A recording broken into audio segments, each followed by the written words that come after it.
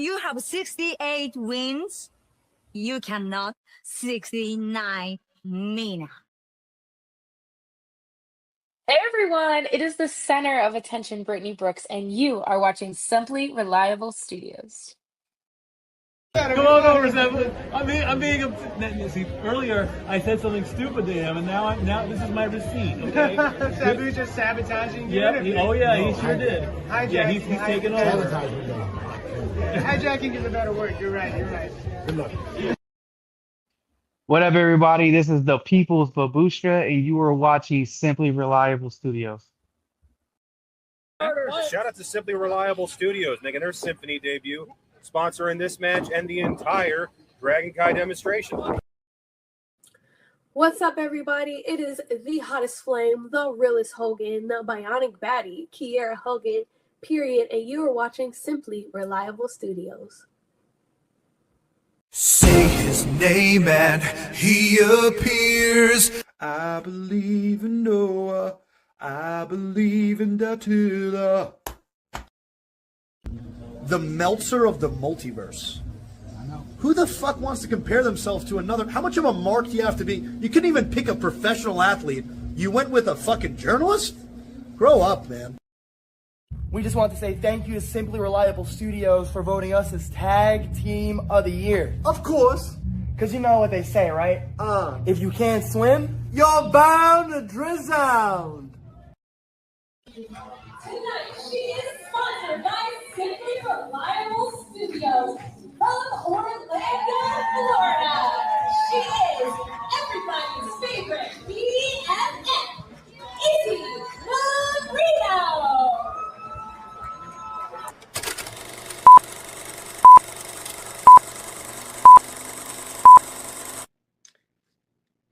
Heyo, this is Jack Caldwell. You are watching Simply Reliable Studios. Get it? Got it.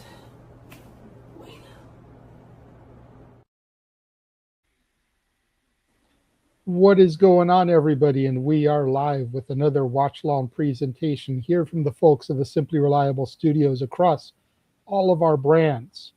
I am the Renegade of Wrestling, J.J. Williams, joined by my brother from another mother, Stat Boy Mikey. What's going on, bro? It has been a literal, not intended, Netflix and chill day. It's a nice Sunday. Car still in the shop. Have the rental. Took a chill day. Got a few errands done. Cleaned up the Casa de Stat Boy, the studio in here. Actually got in here and cleaned, which is something I rarely have not done since the Casa D18 days. But it's time to finish off this PLE with night 2 of SummerSlam 2026. Then we push on forward to the next one, and we've got some stuff to quickly talk about before the top of the hour, if I may. Go right ahead. So last night after the pay-per-view went off the air and they were doing post-show shenanigans, Oba Femi praised and thanked Brock Lesnar for passing the torch, if you will, telling him to go out and hunt, which is what Brock does up there in the mountains of Minnesota. And he thanked him, and now Oba is free to pursue the uncrowned championship, because that will be a thing. CM Punk got onto the table, and he started calling people out left and right. He's calling out Randy Orton. He's calling out Oba Femi. He used a good old, you want some, come get some. I take on all challengers. Don't know where that's going yet, but it is a good possibility as to what is coming up next. Triple H gave us an update. I don't know what's going on with the Bella twins, but when one Bella gets injured, the other one wrestles, then they come back, and now Brie is out with a shoulder injury. She did go to a Minnesota local facility for some kind of diagnosis and treatment, but she is out with a shoulder injury. And the last bit of info, as Michael Cole is making his way down to the arena, or down to the table, Nick Aldis tried to give Triple H a letter of resignation. And Triple H said, that is not what's going to happen right now. You had a beef. You settled your beef. You got into the ring. You fought. You are a man. And he ripped up the letter reinstating Nick Aldis to come back to work on Friday. So those were the big news things that I saw this morning coming in from last night. And who knows what's going to happen. 6 great matches here on the Statboard 9000.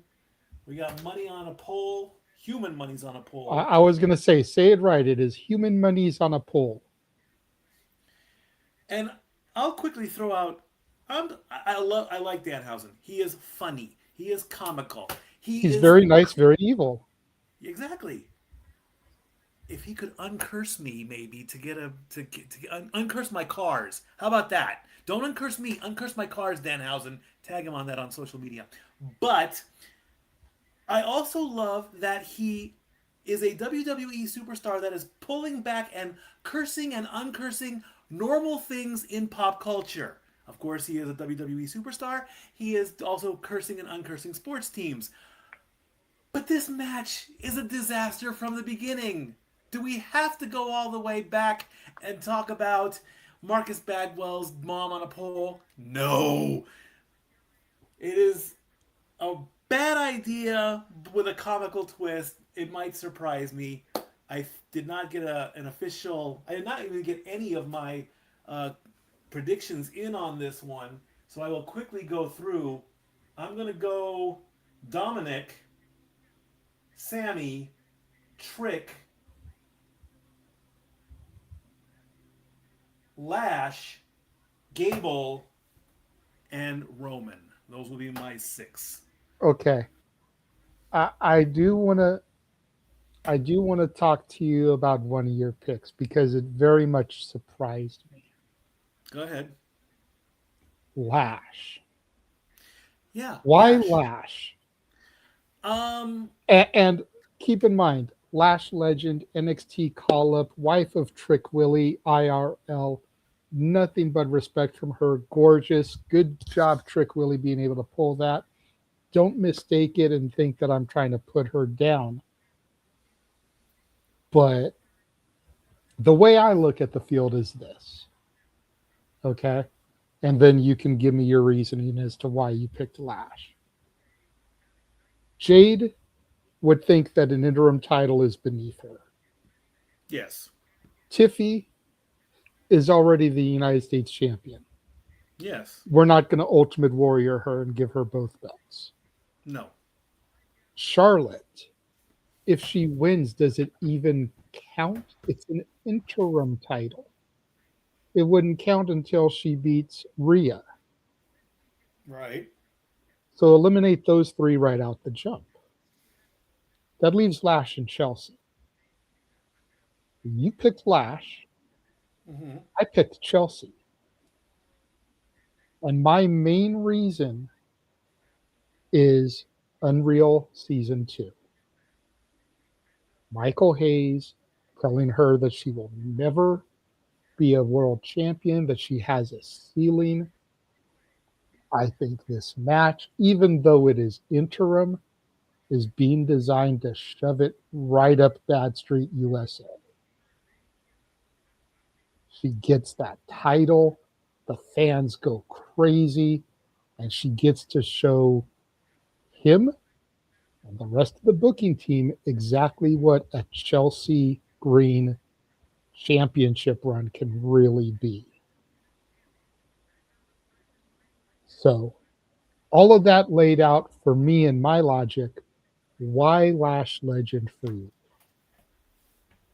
I'm going to go with what I saw Unreal Season 3 with Lash. I see the human side of her. I see the spiritual side of her.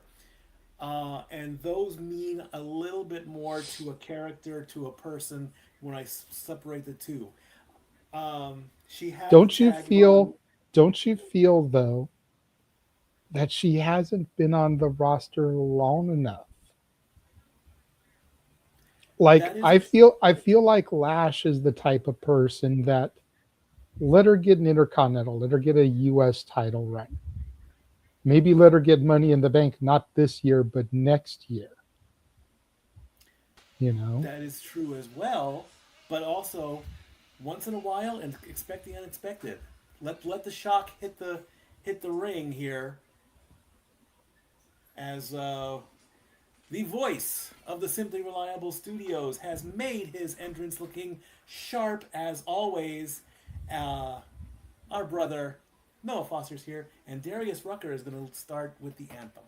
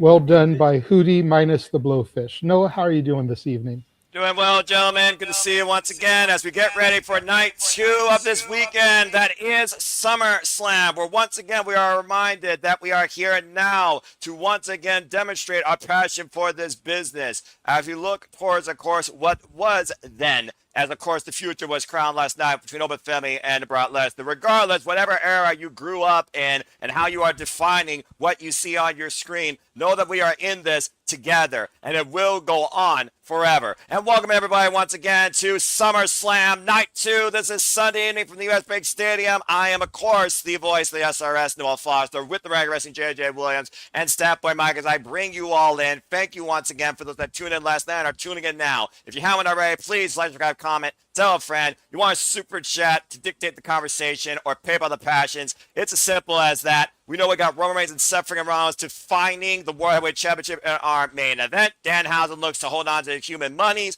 We make it a brand new Intercontinental Championship as the AAA Mega Champion Dominik Mysterio enters his way in. And of course, as we learned, Finn Balor and Sami Zayn will set the pace to determine the new number one contender for the undisputed WWE Championship. And of course, the Queen looks to become once again a bearer of gold alongside 4 other women in the interim role as we look towards an interim WWE Women's Champion.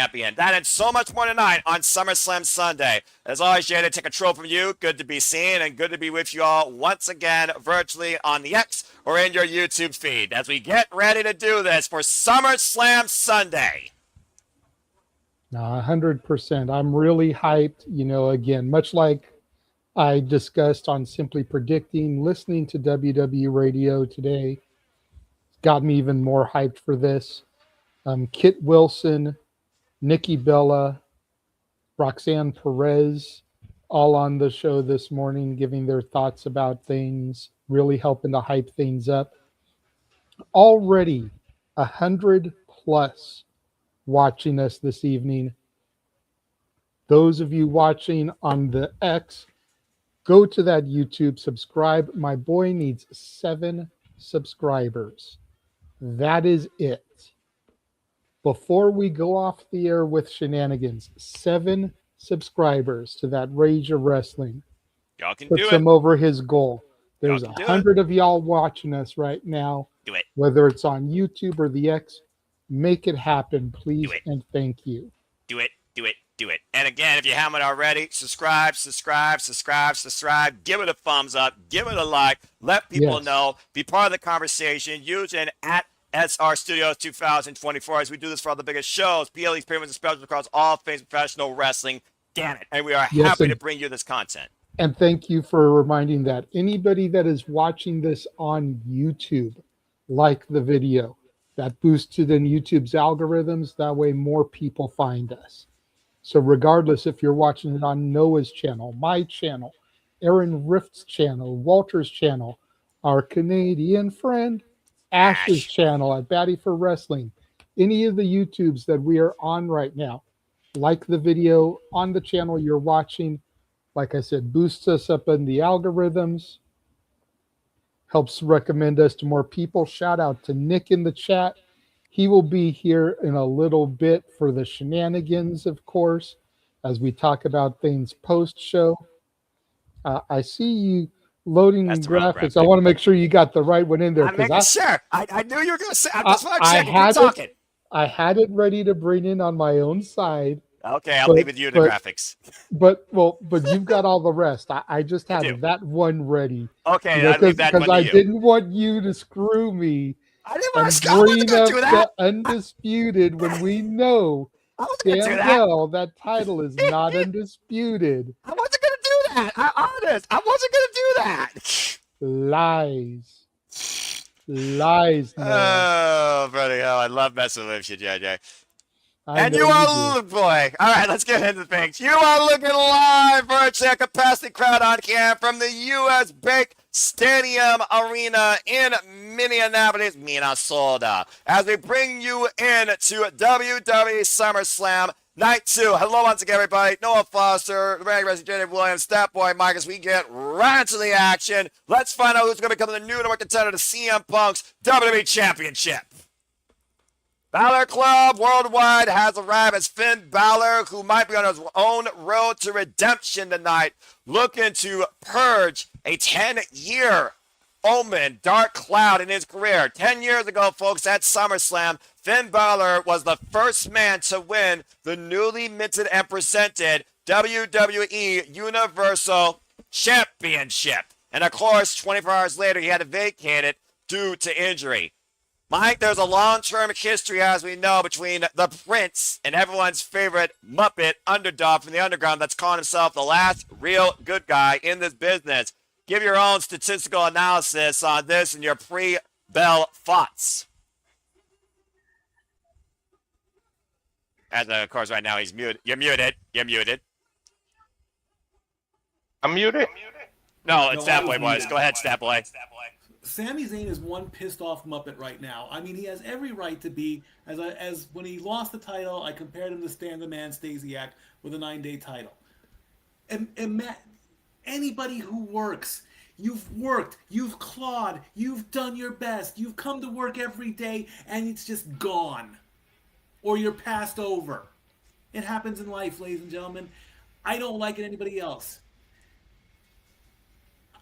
I don't think Sami can go any deeper into the rabbit hole. Okay, he has crashed, burned. We do not need to go down to the molten core of the earth with Sami Zayn. Give him the win, please. And thank you for that, Stat Boy Mike. And Walter, you are muted right now, but of course, it's good to have Walter Cruz, our other fellow color analyst, here on screen. Of course, Walter can talk all about Sami Zayn's accomplishments going all the way back to the black and gold NXT, and prior to that, under a different identity as El Generico through the likes of Ring of Honor and PWG. Now look at it this way, Mr. Meat Addicts. You got a better seat than probably most of the people in that building, as of course, this has an infinite level of equal capacity for viewing. And I thank everybody for tuning in. Shout out again to Bali Man, to Safet, to New York State of Mind BK, and Mr. Megas, and all of you. And you haven't already, if you're on YouTube, subscribe, find a day and subscribe. Rage of Wrestling. We're on a stretch goal tonight. 7 people remaining. Let's get him over the threshold. Again, that is Rage of Wrestling, defined by the founder. That's right below me, Mr. Reliable Walter Cruz, that works 24/7, 365, day and night, all the time, on 2 different jobs. And I'm sure Walter will lend his thoughts if he get through his call as we get ready for our opening match for the new number one contender towards the WWE Championship, kicking off Sunday night. The fact that Sami Zayn believes in the conspiracy theory against him is not the first time we have heard such nonsense from this Muppet. Let's not forget during the pandemic, when he was playing his best Fidel Castro, he thought the whole world was against him, and he got Logan Paul as his impulsive endorsement while he was reigning and defending WWE Intercontinental Champion. Similar roles, of course, for both these men, both previous NXT champions, United States champions. They're going to check away Nick Aldis. Well, hold on. What's Nick Aldis doing out here? Plus, Nick Aldis was reinstated by Paul Levesque as the general manager of SmackDown, by the way. Phenomenal performance last night. I'm very happy to know that. In an effort to call things down the middle and do what's best for business, I made this decision to add a participant to this matchup. What? What? Are you fucking kidding me? Out of the prediction, right? I was just going to say, starting the night off by throwing out the predictions for this one. As the Ling General Gunther, who beat the newly reinstated SmackDown General Manager, has been added to this match. It's a triple threat! As again, Paul Levesque says, do your job. Stay away from Gunther. You got your moment. It's done. You sat in the ring as both the GM and Gunther shake hands. The Ring General now has a chance once again to become the #1 contender for the WWE Championship. Well, this is certainly the development I wasn't expecting tonight. Gunther working double time. There's gonna win this one. I think we could throw out. Oh, yeah. Let me go ahead and make the announcement right now. For those that don't know, we run a prediction league here in partnership with Cinema Predicting for No DQ. When a match changes under any circumstance with an added participant or the original participant is removed, the match is thrown out of predictions. This match is now null and void. What isn't null and void now is the fact that Gunther has another chance back after for the WWE Championship. Let's not forget last year at SummerSlam, Gunther came in as World Champion. Oh, wait a minute. Nick Aldis ain't done yet.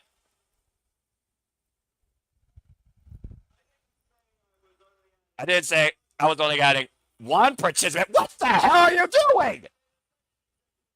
I made a second decision to make this a fatal four-way match. Which means we need one more participant. Who's that?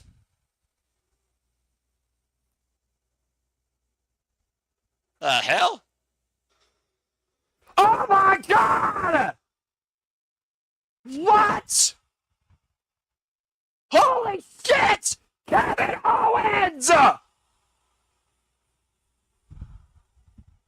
Kevin Owens is back! And Sami Zayn can't believe it! The very bane of Sami Zayn's NXT existence! And the very man that Finn Balor took the NXT Championship from! Kevin Owens! And that place has erupted! Holy hell! It's a big fight field tonight in Minnesota! Not gonna lie, I was expecting Obafemi. I'm about to say, I mean, of all the people, though, again, the connections, the stories, Kevin Owens, Finn Balor, Sami Zayn define an era in NXT. Sami Zayn and Kevin Owens define each other's careers going all the way back to PW fucking G as El Generico and Kevin Steen. The Ring General Gunther literally has shared wars with Sami Zayn and Finn Balor. This is crazy! And we haven't seen Kevin Owens since he's been out due to injury. Remember, he had to vacate his match at WrestleMania last year due to injury. We haven't seen this man in over freaking 16 months.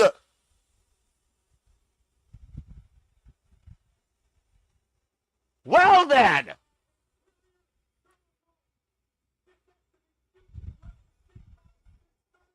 Fusion level C6 surgery. Thanks for the medical stat, Michael Cole. Just when you think this night couldn't get any more crazier. Or this match. I don't think Sami Zayn can believe it. I'm freaking shocked. Gunther, Owens, Zayn, Balor. Fatal 4-way action.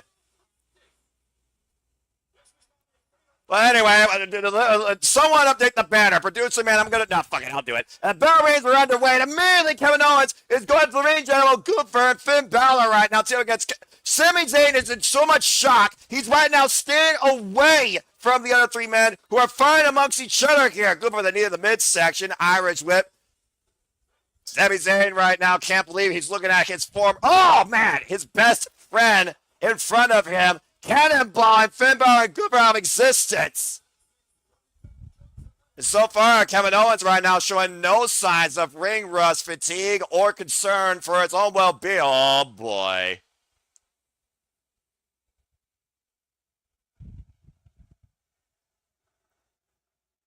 And thank you, by the way, producer man. Oh, what an embrace. Sami Zayn and Kevin Owens. They know what's on the line, though. Here we go! It's about the WWE Championship at the end of the day. Fight, Owens, fight! Oh, man! Short-range clothesline.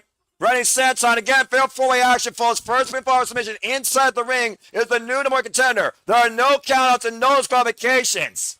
And now Gunther now sent to the outside. Kevin Owens right now wiping out the field, and Kevin Owens now going up to the top rope.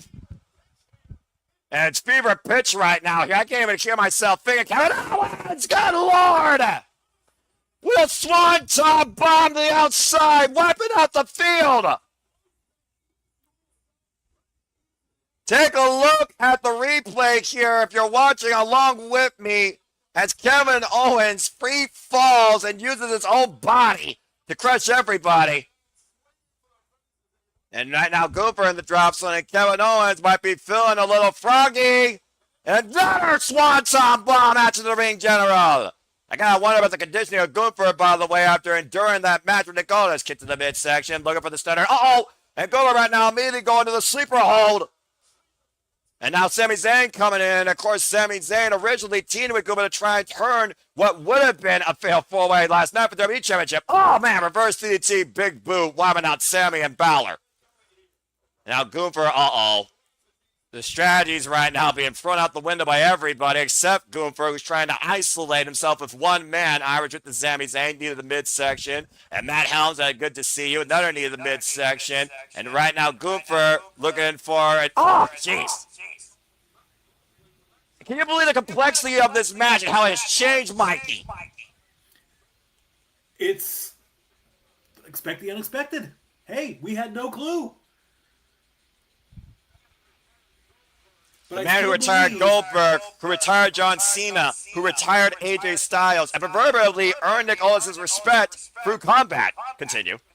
I still believe, I love Sami to death, but I still believe this downfall is going to take place. Well, the fact of the matter is he's going to be put out of the decision. And Balor drops the elbow counter. Kick out at 2 by Gunther. Much of we talk about again how Finn Balor's looking for a chance after 10 years of a haunted past. You could say the same thing for all three of these men in the chance they're trying to pursue for the championship in WWE. Absolutely. Well done. Balor, and a sling blade. And Finn now taking control of the match. Kevin Owens going to be seen. Finn Balor with the sling blade, excuse me. That's Finn blade. I made a new name for a move. Hey, I like it. It works. A shotgun drop kick to Sami into Gunther. And the Prince right now looking not to miss. Finn Balor, of course, notorious two-time NXT champion. Looking for that coup de grace. That Gunther able to get out of the way. And, oh, God! Dropping Balor with the drop kick. Now hoisting Balor. Power bomb! High stack 2. And vintage Gunther into the full Boston Crab. Ooh, a good old Boston Crab. There's one we haven't seen in a while. And Kevin Owens all back in the fray. There's always somebody you gotta wait for and you gotta watch out for, Mikey, in a fatal 4-way. That's the urgency here that all 4 of these men gotta consider.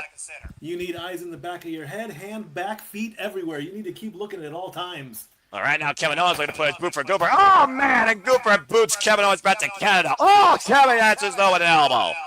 Well, you know, Minnesota and Canada share a border, so it's okay. That's fair. It's a subtle geography lesson. Thank you. I appreciate it. Oh, and right now, Finn Balor. Oh! I just don't know which province is right below Minnesota. I haven't learned that yet. Nick or Ash can tell you behind the chat, I'm sure. And right now, Finn Balor might be hooked by Kevin Owens. Oh, dear God. Oh, man, Fisherman Buster! Woohoo! Zayn now taking Kevin Owens out of the equation. Got the original two men. Now Sami Zayn in the cover on the button. Kick out 2.5. Whew. And again, everyone here deserves to be rightfully called number one contender. Each their own champion in their own right. Two of these men previously held the WWE Championship. Oh, it's Manitoba. Okay, cool. Oh, well, there you go. Now it's Balor. We don't have a hockey team. Save that for the sports. Save that for the sports bar, Mikey.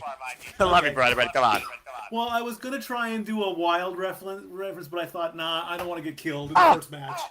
That's fair enough. Again, our first match night of 6, action red hot. Oh man! Nasty crash and burn for Finn Balor. Courtesy of Kevin Owens. Now Kevin Owens looking to go to the top rope. Looking down on his friend, laying flat middle of the ring. Swans. Oh, but Sami got the knees up. Will we see the Blue Thunder Bomb? Well, I'm about to say, we got to watch out for Kevin Owens. Let's not forget the injury he's coming back from, Mike. He surgically repaired double fusion neck. Ouch. Sami right now realizes what's at stake here. And again, you only get these moments for a matter of seconds here. Setting up Kevin Owens for the Olympic game. Go for the sleeper hold! A sleeper by Gooper. He's got Sami down. And Balor now. Up to the top rope. Good grab for Sami Zayn. And Balor into the cover. Finn Balor is number one contender. Wait, no, he's not. Hold on a minute. That was close. Oh, I thought, referee, you're right. I thought he had it. Hold on, let me look at the replay here. I thought he had it. Coup de grace to Sami Zayn, trapping Gooper's sleeper hold. Every decision is final. I think the ref only did get a 2.5 to your point, Mikey. Incredible way to kick off SummerSlam. Apologies, folks. Zayn, Gunther, Balor, Kevin fucking Owens. Oh! Open punch right there by the ring general. Now trapping Finn Balor in the sleeper hold. Finn Balor with the reversal, shoulders down, forcing Gooper to break the hold. I'm so excited right now. Kevin Owens is back, makes me so happy. I love watching this man fight. Stunner by John Balor. Now looking for the sleeper on Gooper and a stunner to the ring general. Now Sami Zayn, stunner for everybody. Hold that thought. Sami Zayn come up. Thunderball cover 2. No! You do not win a match with a Blue Thunder Bomb. Shut the hell up, Mikey!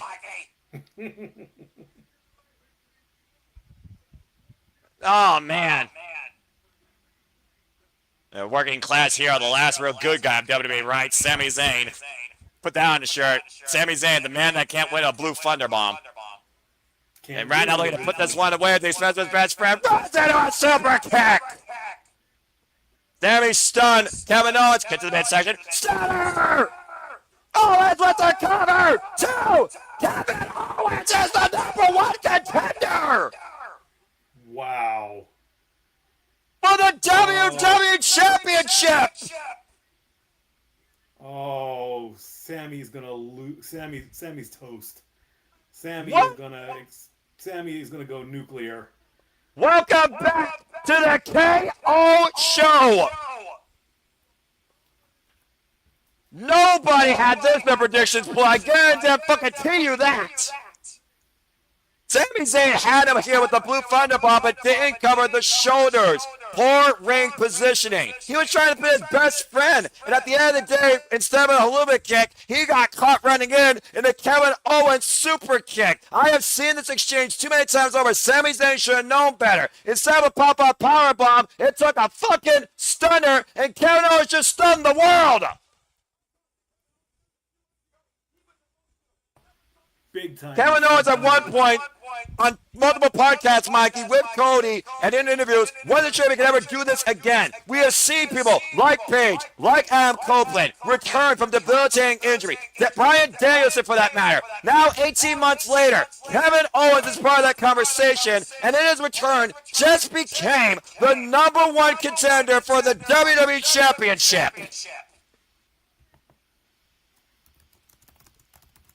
Man.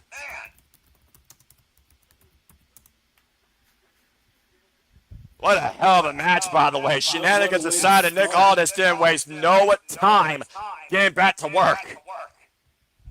What a way to start. And no kidding. Woo! As we got a commercial break, fuck the streaming service. Okay, well, now that we got a moment to breathe, again, folks that are just now tuning in, Kevin Owens is the new #1 contender for the WWE Championship. As we bring JJ in. JJ, what the hell just happened? Sami got screwed. Again. Mm-hmm. Now, who do you blame this time? Do you blame Kevin Owens? Do you blame Nick Aldis? Do you blame the system? Where's the conspiracy this time? Nick Aldis. 100%. Well, who made the match? The reinstated. Who added the extra participants? Well, Goofer's justified because, again, he beat Nick Aldis last night. I think there's a sense of respect out of that. But Kevin Owens, though, that was out of the blue. I'll give you that. I mean, that's why when I heard you say there was going to be a fourth, I'm like, okay, well, they added Aldis. Let's add Oba. Oba surrendered his title opportunity. Agree. To fight Brock. Agree. He beat Brock. Yes. So throwing him in here, having him win to get that title opportunity back would have made a lot of sense. And maybe Oba wants to pursue a different time. Remember the name he called out at WrestleMania. He called out the tribal chief, Roman Reigns. For all we know, after the night, if Roman still holds the gold, and I gotta say that because there's still a 1% chance, we very well could get Oba Femi versus Roman Reigns for whatever championship. Because now we know for damn sure who's challenging CM Punk next. And, you know, Kevin Owens Punk, I don't want to say that's an easy victory for Punk because that's underselling KO, but there's a lot of history there. Both have Ring of Honor roots, both former Ring of Honor world champions. Exactly. You know, granted, Punk was gone by the time that Steen got to Ring of Honor. Exactly. But I was about still to mention. A lot of parallels in their career and supposedly some bad blood.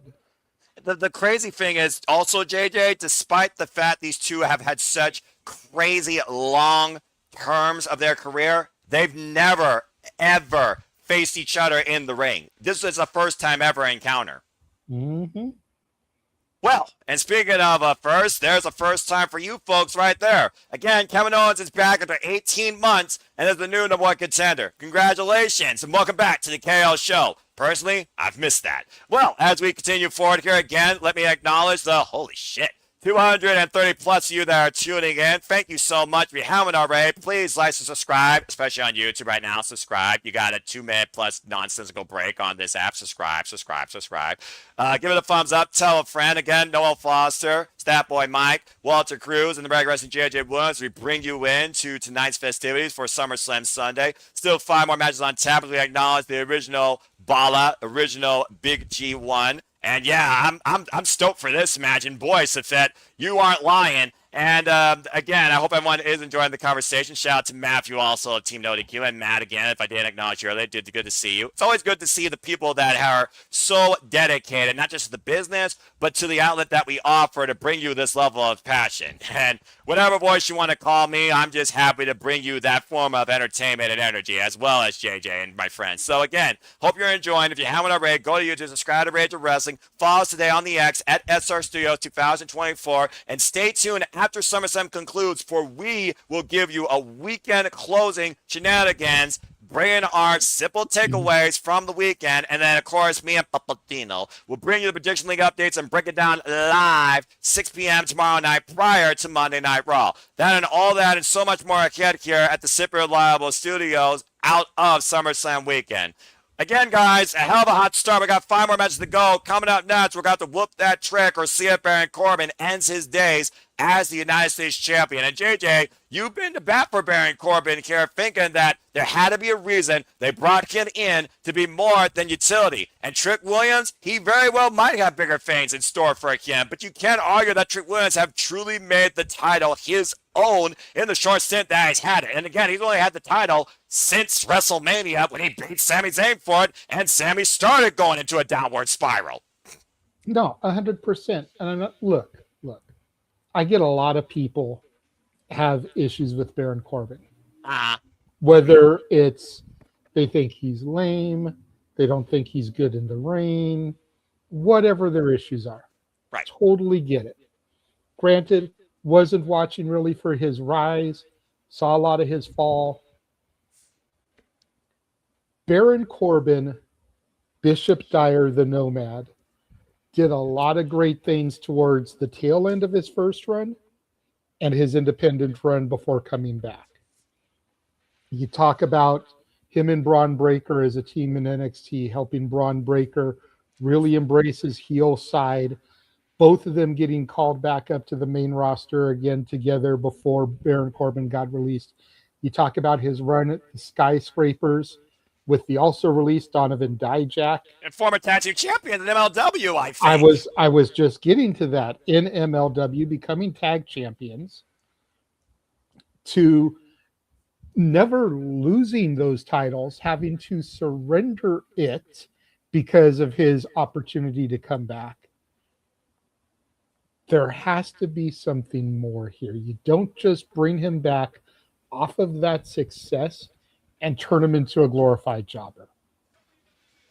I think that he's being used to help once again boost the stock value of one Bronathan Breaker. And the first step in boosting that stock is defeating Trick Willie for the U.S. title so that he can eventually lose it to Braun once Braun leaves the Vision Vortex. And with that, I'm going to tag in Mr. Reliable, who's back, and I will see you guys after this match. Yeah, thank you for that, JJ. And of course, that boy Mike. About to say, nice job, Mr. Reliable. ... Well, then again, Statboy, to JJ's point, Baron Corbin, for as many career gimmicks he endured in his previous WWE stint, he also is a former WWE United States champion. Bring the tail of the tape and bring us your thoughts towards this. I wish this bald lone wolf gimmick, okay, if that's the new incarnation, fine. I couldn't get behind him, okay? I'm glad that he's back. I'm glad that he's probably providing for his family and everything. But I don't see him winning this match. I'm sorry. I got to go with the guy I know, and that's Mr. Lash Legend Trick Williams right here. JJ, I see your hand. You got something to say real quick? Did you see his NXT run? Okay, his NXT run was okay, fine. No, I'm asking a question. Simple yes or no. Did you see his second NXT run? Yes or no? No. Did you see his run in MLW? I don't follow that. That's why you haven't got behind him. Okay, fair enough. This is why I love my brother so much. He just puts me in check every chance he gets. Well, again, that's what brothers do for life. And to JJ's point, Baron Corbin has been a brother to the likes of Braun Breaker and the now released Dominik Dijakovic. Again, Walter, Baron Corbin, you can name every gimmick across both your hands. As he said, he had to get away. He had to find himself again. But he knew some point he would be back here to bring the end of days to everyone. Of course, Golden Glove boxing background. Go ahead, Walter. Eventually, some gimmick is package people be successful. The person themselves. As we wait for Trick Williams to bring the bit bass.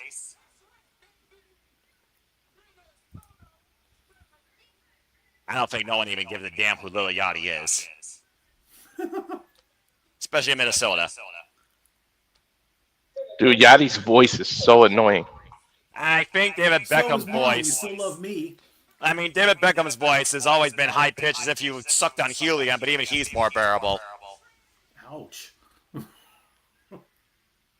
I told you, Mikey, I'm real, man. I just keep it as real as it gets, and keeping it real, let's talk about it. Trick Willie right now is one of the hottest things that WWE has brought forward this year. Everybody whoops that Trick. Keeping it real, the only reason people give a shit about David Beckham is because he's married to a fucking Spice Girl. That's accurate. And soccer. Trick Williams, of course, is the reigning and defending United States champion. He has been United States champion, as I said earlier, since WrestleMania, since being Sami Zayn. Goes to 106th day, and this will be his third defense after beating Sami Zayn in a matchup at Backlash and Ricky Saints at Night of Champions.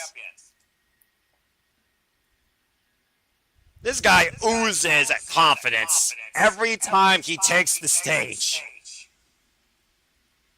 He should. It's amazing how much he has easily gone into this transformation of character development after asking John Cena one subtle question. When did you know your time was now? Ironically enough, was the same as the GOAT John Cena, the United States title.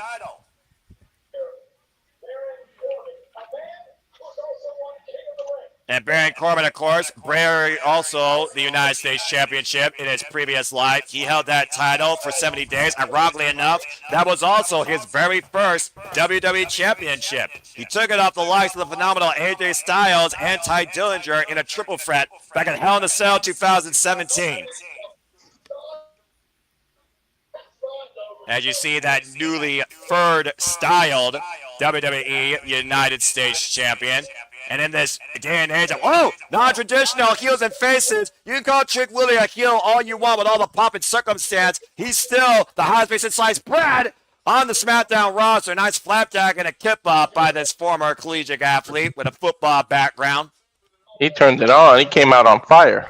Well, considering that Baron Corbin just came in out of nowhere and instigated himself into the title picture, Trick Willie has not appreciated that. Many people thought at this point we'd be seeing Trick Mello Game take the stage. Instead, Carmelo Hayes got benched.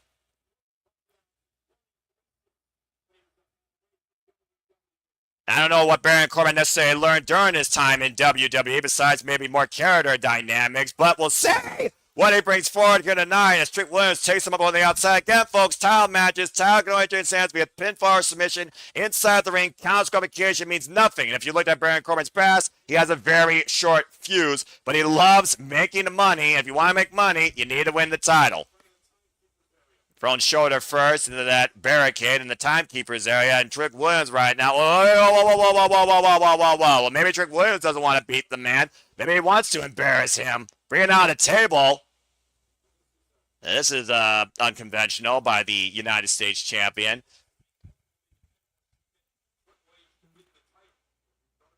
And about to say, still to come tonight, interim WWE Women's Championship ladder match. Last legend, Jade Cargill, Tiffany Stratton, the Women's United States Champion. Charlotte Flair and Chelsea Green. Chelsea Green for the win! Also, Chad Gable will challenge Penta for the Intercontinental Championship.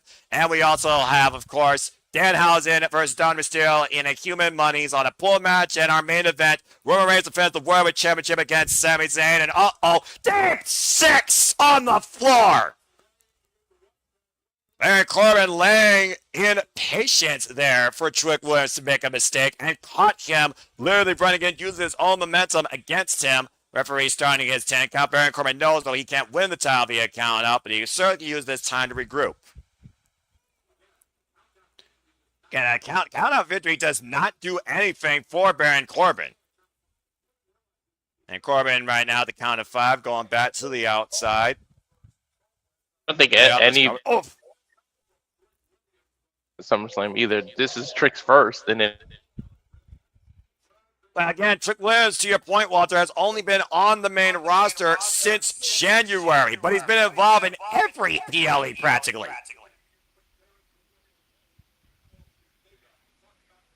And of course, for those that don't know, Baron Corbin in a previous life, he used to be called the Lone Wolf, a man that was a silent killer in the black and gold NXT. Then, of course, he became a constable, he became rich, became sad, became miserable. And then, of course, went off outside WWE to become a tag team champion in other companies, as we referred to earlier. And now the big has dropping down. Broke Corbin. And ask the chat which gimmick they like best from Baron Corbin. Baron Corbin, former MLW World Tag Team Champion alongside Dominik Dijakovic, as we said earlier, as the Skyscrapers. Former RXV National Champion. And, of course, former NXT Tag Team Champion alongside Braun Breaker as the Wolf Dogs. Now look at the disgust right now on Baron Corbin's face here. Honestly, I don't think Baron Corbin looks that much different or acts that much different. This still feels more of the same thing, but at least it feels more of what he first used to be known for, and that was just being the daylights out of his opponent. He's a bit older, maybe even a bit more toned or muscular, maybe. Oh! Yeah, clothesline and clubbing down the back of the head and neck of Trick Williams, just wearing down the United States champion. All this pent-up frustration and animosity coming out of Baron Corbin. And who knows how long he's been stewing since he left WWE. Now, literally trying to tell himself, I'm winning. Now, who the hell you think you are, Charlie Sheen? Then again, you might need air management. Good reference, Noah. That's right. Neither the ribs right now to the side of Trick Willie. Baron Corbin right now, just downright mean. Ain't nothing nice about this guy. Trick Williams are not just trying to fight back into this. And again, Trick Williams is not used to taking on somebody with this much aggression, at least not during his United States Championship stint. There you go, folks. Put your answer in the poll. And right now, just right in the eyes, the United States champion, take him down the outside. Baron Corbin, 41 years of age, been involved in this game for 14 years. Came to us from a background in football and boxing. And although Yachty bucking up to the challenger. 4 choices. I'm about to say, oh man, this pie face, a little Yachty into the barricade. Damn it, Walter, you brilliant idiot. That wasn't Walter, that was me. Oh, well, JJ, you're also brilliant in your own way. But Producer also has plenty of time to do that stuff while you guys focus on the match. Fair enough. And Yachty has plenty of time to literally go after Baron Corbin with a kendo stick.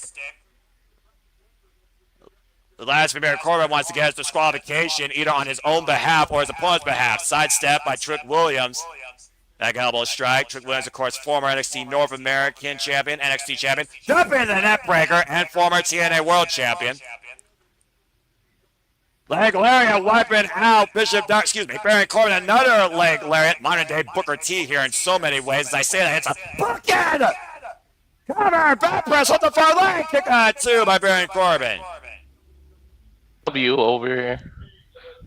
I'm pretty sure Booker T is already saying, I like it.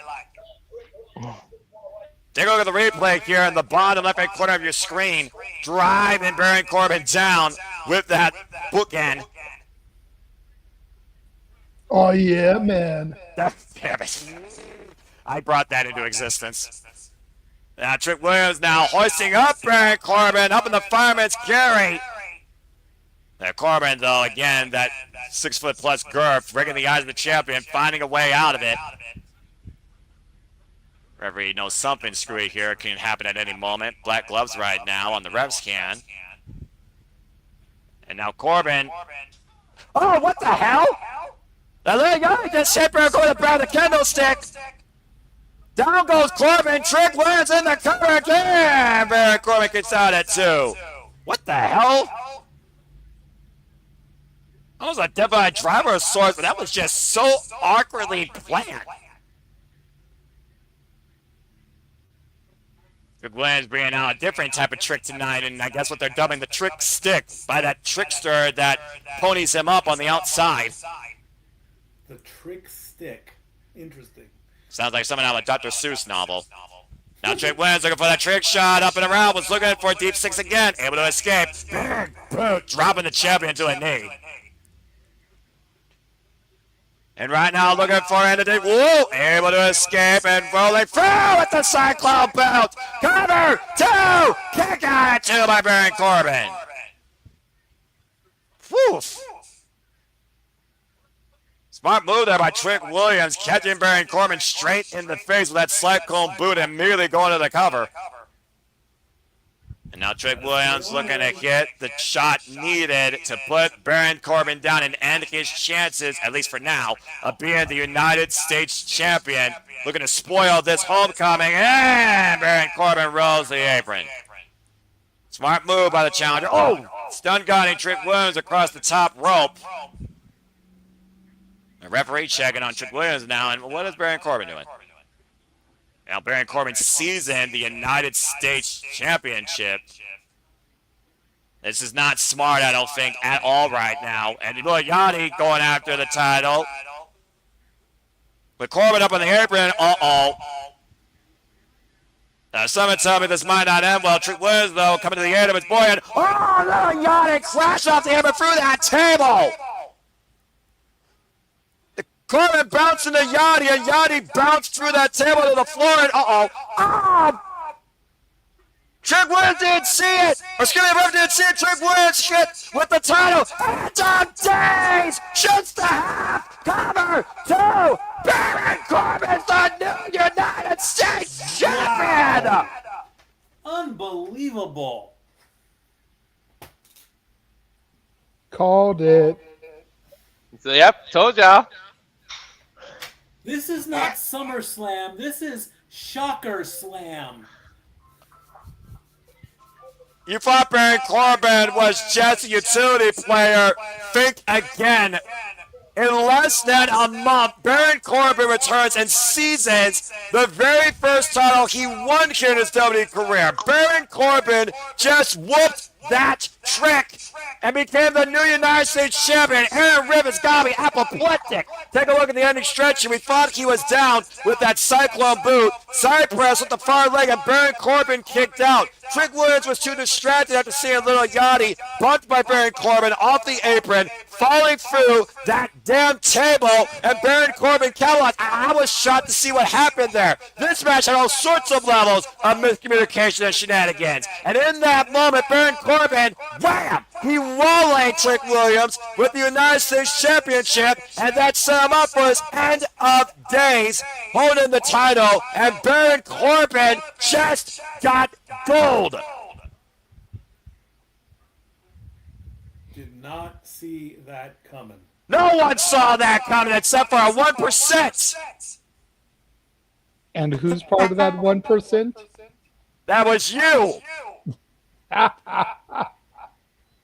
Well, congratulations, JJ. You hit the jackpot and pissed everyone else the fuck off.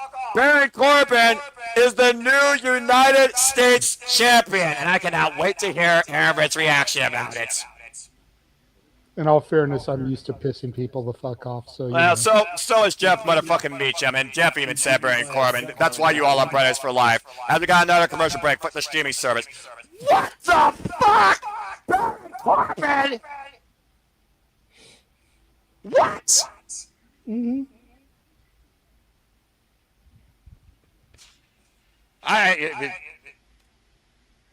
Okay. It serves to. It's not that big of a. JJ and I. You know, even in the broken communication, I still understood that, and again, it is what it is. I guess.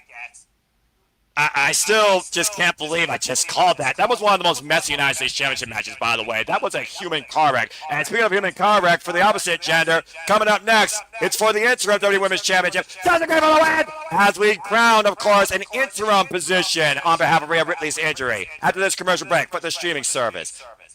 You know what?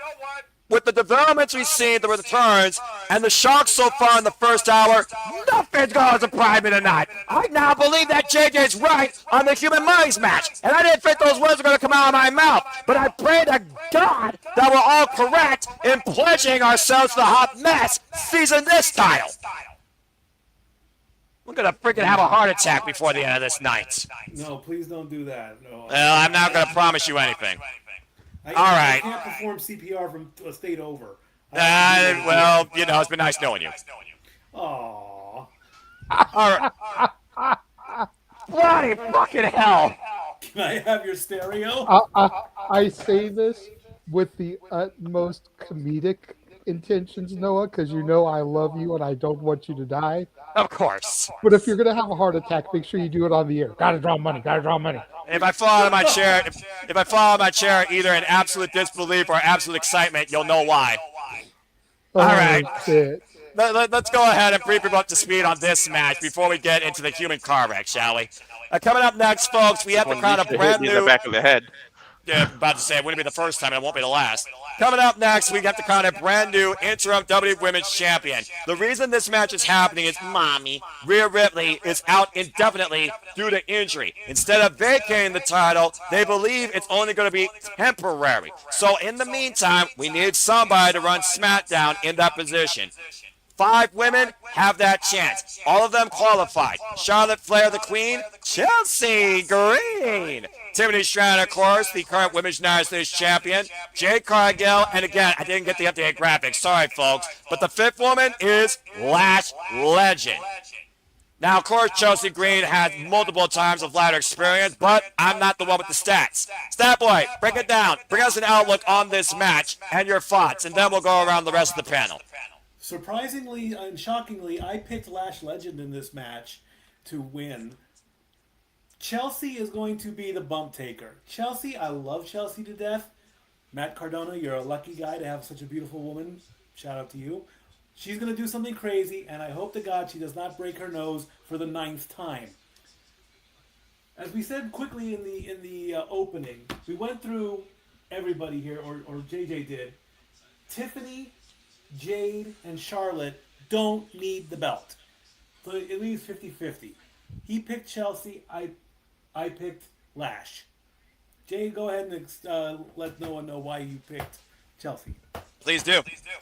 Well, Noah knows because I talked about it on Simply Predicting, but for the 380 plus of you watching that didn't tune into Simply Predicting, which you can find in the archives of Rage of Wrestling, go make sure you subscribe.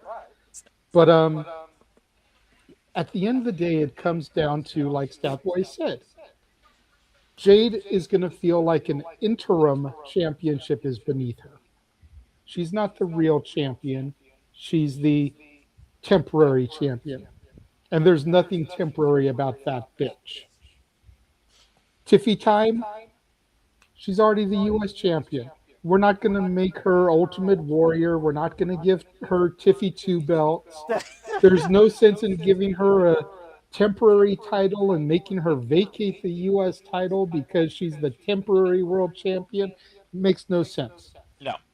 Charlotte, excuse me. This title wouldn't count. She's a 14-time champion, 16 if you count NXT, which they don't. So she's already tied her dad, theoretically. Exactly. But they don't count those two. This would not be number 15 because it's an interim title. Yes. It wouldn't count until she defeats Rhea. Yes. So, like Mikey said, that leaves Lash and Chelsea. Lash, I feel, is still too new to the roster. Maybe Miss Money in the Bank next year could be Lash. There's other people I think deserve the briefcase this year, which is why I come to Chelsea Green, the hot mess who we salute. And hot mess I trust. Unreal Season 2. Michael Hayes famously told her that she had a ceiling. She would never go past that ceiling. She would never be world champion. This is Chelsea's opportunity to shove it right up Bad Street, USA. That crowd is going to become unhinged if she wins. She's going to be able to show them how over she is, how much more over she will become as champion. And she and Rhea have history in NXT. So let them have this. Let Chelsea have this moment. I rest my case, Your Honor. I appreciate that, and I really appreciate all those thoughts. Thank you. And again, like I said, it's one of those things where you're straight business. You work your whole life for this moment. You want to prove everybody wrong. You want to deny the doubt that may be even within you. This is Chelsea Green's moment, and she absolutely has earned it. Laura Vanette's former TNA Knockouts World Champion. At one point, I thought she should have held the Money in the Bank briefcase. Inaugural WWE Women's United States Champion, the only one that made that title mean any merit. As, of course, we wait now for these 5 women to take center stage for the WWE Women's Interim Championship ladder match. And, of course, Charlotte Flair, she has already made bad blood with that bitch. And Lash Legend, she's already made strong impressions since being part of the main roster for a short stint of time. Former, of course, WWE Women's Tag Team Champion. In the meantime, it's Tiffany time. Let's go ahead and get right into the action. Tiffany Stratton, that Michael Cole at one point said could be on the run of a Charlotte Flair-esque career, has already done so much in her short stint on the main roster. Already competing in her dream match against the Queen and defeating her last year at WrestleMania, while she was, of course, the WWE Women's Champion, and coming back from injury earlier this year at the Royal Rumble, making it to the Final 3 and was the Final 2 in this year's Elimination Chamber. Now seizing the WWE Women's United States Championship from Julia and looking to earn another first-time accomplishment. Wearing the colors of the NFL Minnesota Vikings, you almost wonder if that could be an omen maybe for that team. Well, I better not say that. I'll get killed. I'm about to say, you realize there's a fan near you, right? You better be careful. Oh, hi, Stat Girl. I was just going to say that I hope the Vikings do very well because Tiffany Stratton is wearing Viking colors, and if you want to see me killed, I'm gonna keep talking. Uh-oh, her pin pan is strong. In other news, a storm has arrived here in Minnesota as you look at the high and low pressure zones. Oh, man, Mikey. Good luck, brother. As Jade Cargill apparently looks to show this is what it sounds like when the doves cry, channeling her inner prince in the royal purple. Looking to become the princess of the SmackDown's roster, and she very well could do that as an interim holder of the WWE Women's title. Okay, she's got a... Okay, I'm seeing a purple theme here. I wonder why. Well, we are in Minnesota, the home of the Vikings. I've got purple roses. There you go. They're going to once again get closer to that WWE Women's Championship. Of course, Rhea Ripley and Jade Cargill have shared a rivalry since WrestleMania. And honestly, Jade Cargill was Rhea Ripley's last opponent over that title 2 times in a row. And of course, Tiffany Stratton was the catapult to Jade Cargill, winning her first and only WWE Women's Championship before Jade lost it at WrestleMania. Tiffany Stratton and Jade Cargill, no love lost with each other, of course. None whatsoever. Salute the fans of America, damn it!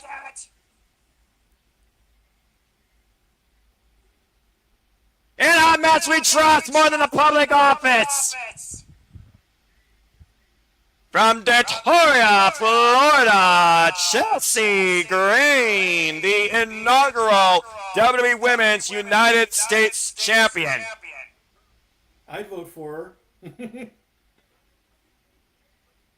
She invited 8 girlfriends from Canada to see her make history. Or should I say herstory, and I pray to God she does. And this will actually be Chelsea Green's 3rd ladder match. The last time, of course, we saw her in a ladder match was Money in the Bank in Canada in 2024. And Tiffany Stratton said kudos to her off the top of a ladder.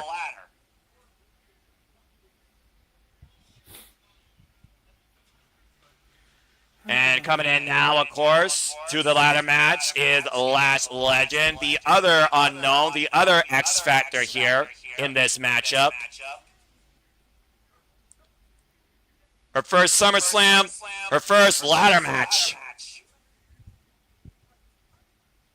And let's remember the rules right away, in case you are wondering. You have to climb the ladder, seize the title off that, whatever they call it, burn or whatever, and you are the new interim WWE Women's Champion. It's that simple. Yeah, but it's extremely difficult. We've seen ladder matches shorten and end careers, and sometimes it's not even about the goal, it's about the damn moment when you might break your damn body. And a lot of inexperience is involved in this ladder match, as I said, but there's also a lot of stature, which might make the climb easier. Hell of a lot of talent here in this ring. I'll give WWE credit where credit's due. Lash Legend, by the way, excuse me, this is actually her 2nd ladder match. She was involved, of course, in a 6-way for the NXT Women's North American Championship at Battleground 2024. But when it comes to rising above the rest, on many occasions, there is only one queen in WWE. All hail Charlotte Flair. Somebody did something very nice for her father, gifting him a remake of the Rolex that he was gifted by Shawn Michaels. Made him cry and everything. Well, we've also seen the Queen show a bit more of a side of humility in the name of an 8-year-old girl going for a special condition that may no longer be with us, as you see her donning that unique gear here tonight. And, of course, Charlotte Flair, former WWE Women's Tag Team Champion, alongside Alexa Bliss. No stranger to a ladder match, by the way. Coming in with the most ladder match experience. This will be her 8th ladder match. So much success over the years for Charlotte Flair. With the WWE Women's title, SmackDown title, Raw title, NXT title, NXT matters, damn it, WWE fuck you. She's a 16-time WWE Women's Champion, while she does adorn the 14-time. Whoa! And Jade Cargill, of course, has been nothing but a bitch in Charlotte Flair's back after causing Nia Jax, of all people, the chance to be here. Jade Cargill inadvertently helped Charlotte Flair qualify for this ladder match. Charlotte Flair also cost Jade Cargill against Rhea Ripley for the WWE Women's Championship back at Clash in Italy, and Jade Cargill has not forgotten it. And right now, action all over the place here. Tiffany Stratton going after her Lash Legend up the steps, looking for a Hurricane Rana, but the power of Lash. Oh my word, uh-oh. Oh, back first on the ladder. Ladders can be used as weapons. Ladders can be used towards the side. Shit! Chelsea Green with a dive, and uh-oh, got caught. And Lash right now with a choke slam against a ladder to Chelsea Green. On a standing ladder, nonetheless. Good grief. And feeling good about herself, just dropping the ladder. Might be looking to set it up here. We haven't had a ladder brought in the ring yet, Mikey. It's also one of those things that right now, do you go for the ladder early or do you wait? Especially if this is your first time here. Okay, if it's your first time, go for the win quick. But Whoa. if you're experienced, you wait. There goes Chelsea Green into the WWE Universe over the barricade. And Lash Legend right now, the smartest competitor here, despite the fact this is our first main roster ladder match. Excuse me, folks. Still looking for our first piece of singles goal in WWE. Now Charlotte Flair pushed the ladder away. Oh, boy. Oh, man! Boot to the side of the head. Dedicated, of course, that gear, like I said, to Scarlett. A young little 8-year-old girl that passed away last year. And right now, Charlotte Flair, the side step. Charlotte Flair, of course, coming back from injury, as you see that knee brace on her. Cartwheel forward in the clothesline. Lash Legend catching the Queen. And pure power on display here by Lash Legend, just dropping Charlotte Flair back first, little lumbar on a ladder. And so far, how dominant has Lash been here in the early going? Are you surprised by this, Mikey? Actually, yes, I am. She's my pick for a reason. And you know, when you come out strong, you put everything on the line, and that's what she's doing right now. Well, speaking of strong, you got Jade Cargill, Lash Legend right now, sharing a ring here.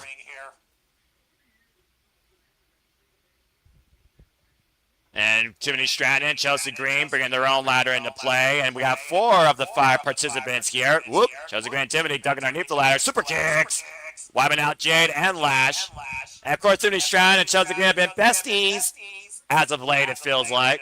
And also have had their fair share of tag team fallout with Jade Cargill and the Team Move Baddies. Now both Chelsea and Tiffany with the double knees to the back of the head and neck of Jade and Lash. So salutes here. Whose time is it? Of course, Chelsea Green, Tiffany Stratton to find the Money in the Bank 2 years ago. And it seems to be a mutual respect with these two. Now Chelsea and Tiffany mounting Jade and Lash in opposite corners, teeing off against these two statuesque athletes. So far, a little bit of team effort coming back. Oh, man! And stereo pump kicks, snuffing out that rally. And we're back down to Lash and Jade. Jade Cargill with the weights like a big German suplex to Lash.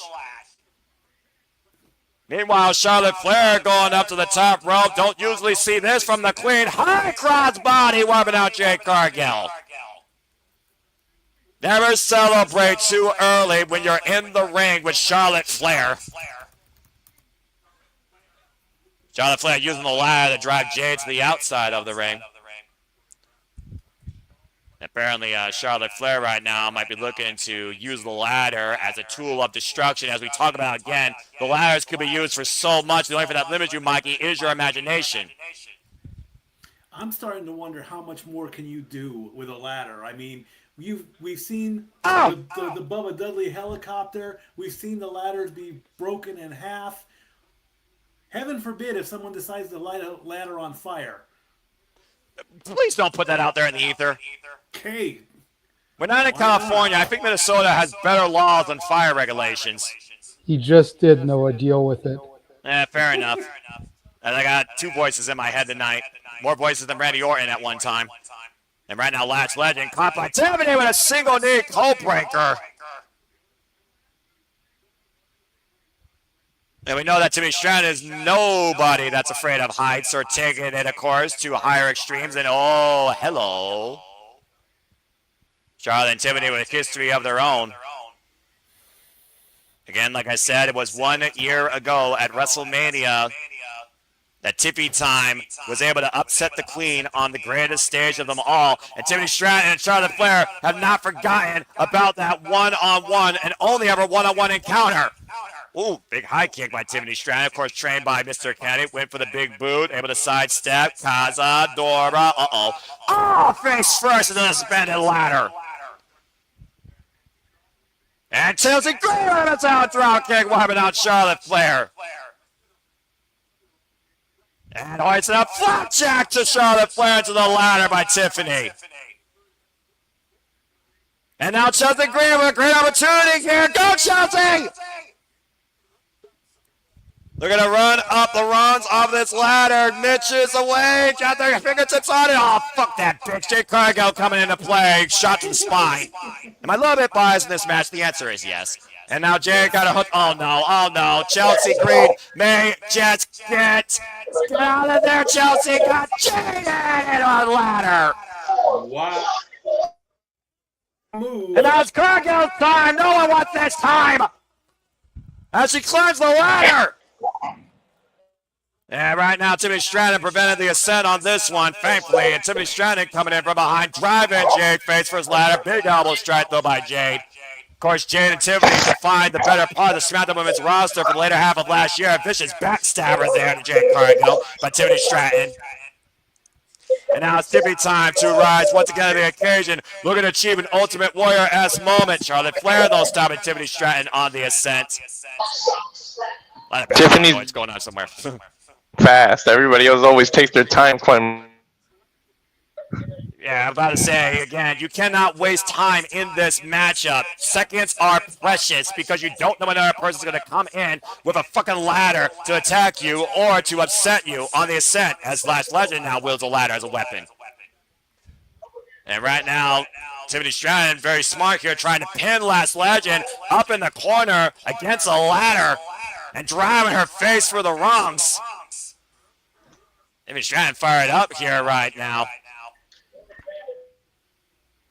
And look at the strategy here by Tiffany Stratton, taking a very dangerous approach, standing on top of that suspended ladder, one bad foot away from disaster.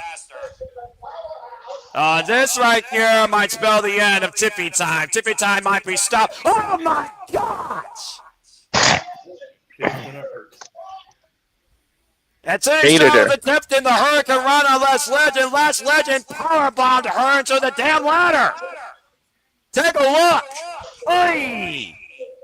No give there. Except for Tiffany's spine bouncing off that ladder.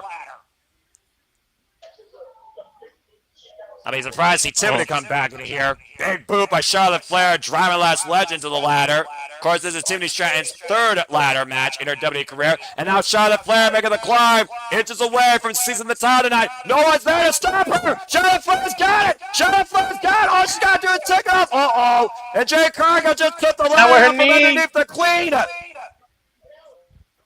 And right now, surgically repaired knee. And Jade Cargill, to your point, Walter, might pull down Charlotte Flair. Able to catch her, actually. And now double teaming Charlotte Flair. And Jade Cargill throwing Charlotte into the ladder. Oh, man, what a big move by Lash. To make sure you don't land on that knee the way they caught. Again, we got a huge opportunity here for our first time ever with the likes of Lash Legend or Chelsea Green as the interim WWE Women's Championship hangs in the balance. I almost wanted to just Rhea Ripley have a favorite here. Charlotte Flair gave her the match that made her a star. Lash Legend is a newcomer with all the potential in the world. And of course, Chelsea Green, she made her own world on her own and has never gotten this chance. And Tiffany Stratton, while one came as a ballerina and gymnastics background, the other one came as a rugby player. Tiffany Stratton and Rhea Ripley share a mutual respect for one another, but have never faced each other one-on-one in the ring. Now Tiffany Stratton fingertips away and Lash Legend, preventing Tiffany from seizing the title, pulling her down off the ladder. I don't know how Tiffany is still in this. Following what happened earlier. And once again, hoisted up. Uh-oh. And able to hurricane around a Lash face first into the ladder. Using that athleticism to her advantage and those wrestling disciplines brought down to her by one Ken Anderson. All we're about to see a homecoming moment for Tiffany Stratton as she's inches away from season Chelsea Green. You're not Chelsea Green. Again, that's her friend at Chelsea Green saying tune up to Tiffany, who falls on the field off the ladder in a swanton bomb. And Chelsea Green, come on, Chelsea! Herself. There's no one else there. Climb the fucking ladder, Chelsea! The unthinkable might happen. Chelsea Green, bring the ladder to center. No one is there. Everyone is out. Chelsea Green on the ascent. Chelsea Green, the hot match, about to become the face of SmackDown. Chelsea Green got the title. Fucking hell, Big Fat and Mitchum go back to catering. These two Timu baddies, fucking stooges from catering, stopping Chelsea Green. And of course it's legal, there's no disqualifications, damn it! You fucking THQ ripoffs from Saints Row! Of course. Oh my god. Listen to that. She was in the ring all herself. And of course Jade Cargill had to have a game plan. And Chelsea Green right now suspended by her feet here. And Mitchum and BFAB setting up two ladders for Jade Cargill. Now Cargill right now on the move, but Charlotte Flair back in the ring, big boot to BFAB, and right now trying to take Meacham out of play. And Charlotte Flair taking Meacham over the outside. Rip Jade off the ladder, Charlotte, damn it, no one wants to see this. And right now, trying to prevent Jade Cargill from going up the ladder and seizing the title. Charlotte Flair, the ultimate foil to that bitch's rise. And Charlotte Flair on the opposite side of the ladder. Charlotte Flair, Jade Cargill at the top of the ladder with the title looming just above them. Now, third ladder coming into play. And Tiffany Stratton, legend, looking to take advantage of this opportunity. All 5 women are amongst 3 ladders underneath the interim WWE Women's Championship. Something's got to give here. And it looks like one ladder's going to it. Lash and Tiffany crash through the ropes. And Jade and Charlotte Flair, the only 2 women left climbing. Charlotte Flair skill on the ladder. Jade Cargill fingertips on the title. And Charlotte saying no. And now Jade and Charlotte fighting for dear life. Chelsea Green, please wake up. Come back to life like Evanescence. Come on now. And it's a scramble right now with these two. It's Jade Cargill and Charlotte Flair. Both off the ladder. All women down again. Chelsea Green, wake the fuck up. What up, Chelsea? Chelsea Green back in this. And Chelsea Green realizes she got a bigger moment. Chelsea Green's at the top. Chelsea Green's at the top. Chelsea Green wins. Chelsea Green wins. Chelsea Green wins. Chelsea Green, the Homicide Trust, is the new WWE Women's Interim Champion! Yes! A bigger win than any Viking victory in football! Oh, wow. They did it. First and only time ever WWE Women's Interim Champion is the hot mess Chelsea Green. Fuck you, Michael Pietz. That's going to come out in another season of Unreal. That purpose to get her even more can over. reject Chelsea Green ever again. As the hot deserves mess stands tall at the summit. Man, what a human car wreck, though, this matchup. I'll give all these women credit, though. They took the highs of risk. I thought Chelsea Green had earlier, though, after wiping out everybody, but the fucking freaking Magic Walk employee line had to come into play here and nearly ruin this moment, thanks to Meacham and B-Fab. But thankfully, Charlotte Flair stopped that. And, of course, Jade and Charlotte at the top of one ladder, wiping out Lash and Tiffany Stratton off another fucking ladder. And Charlotte Flair and Jade Cargill, again, the ultimate undoers of each other, took each other out of the equation. And Chelsea Green somehow found herself and her core strength back to consciousness, made the fucking ascent, and finally fucking seized her overdue moment. Chelsea Green is the WWE Women's Interim Champion. Determination. They're dangling. Determination, preservation, constant business acumen. Chelsea Green finally at the top. Climbed the mountain to get here. And boy, does she belong here. New interim WWE Women's Champion. The hot mess, Chelsea Green. Fuck yes!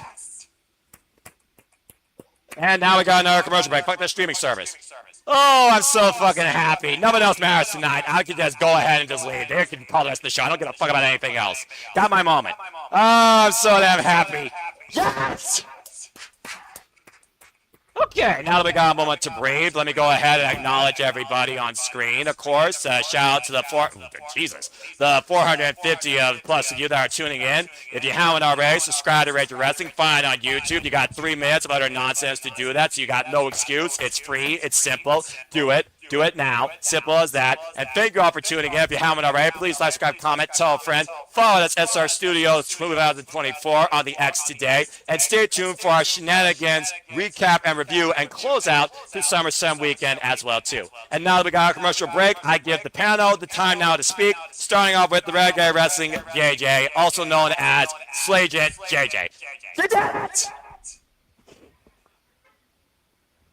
I So now can't this stop bullshit. smiling.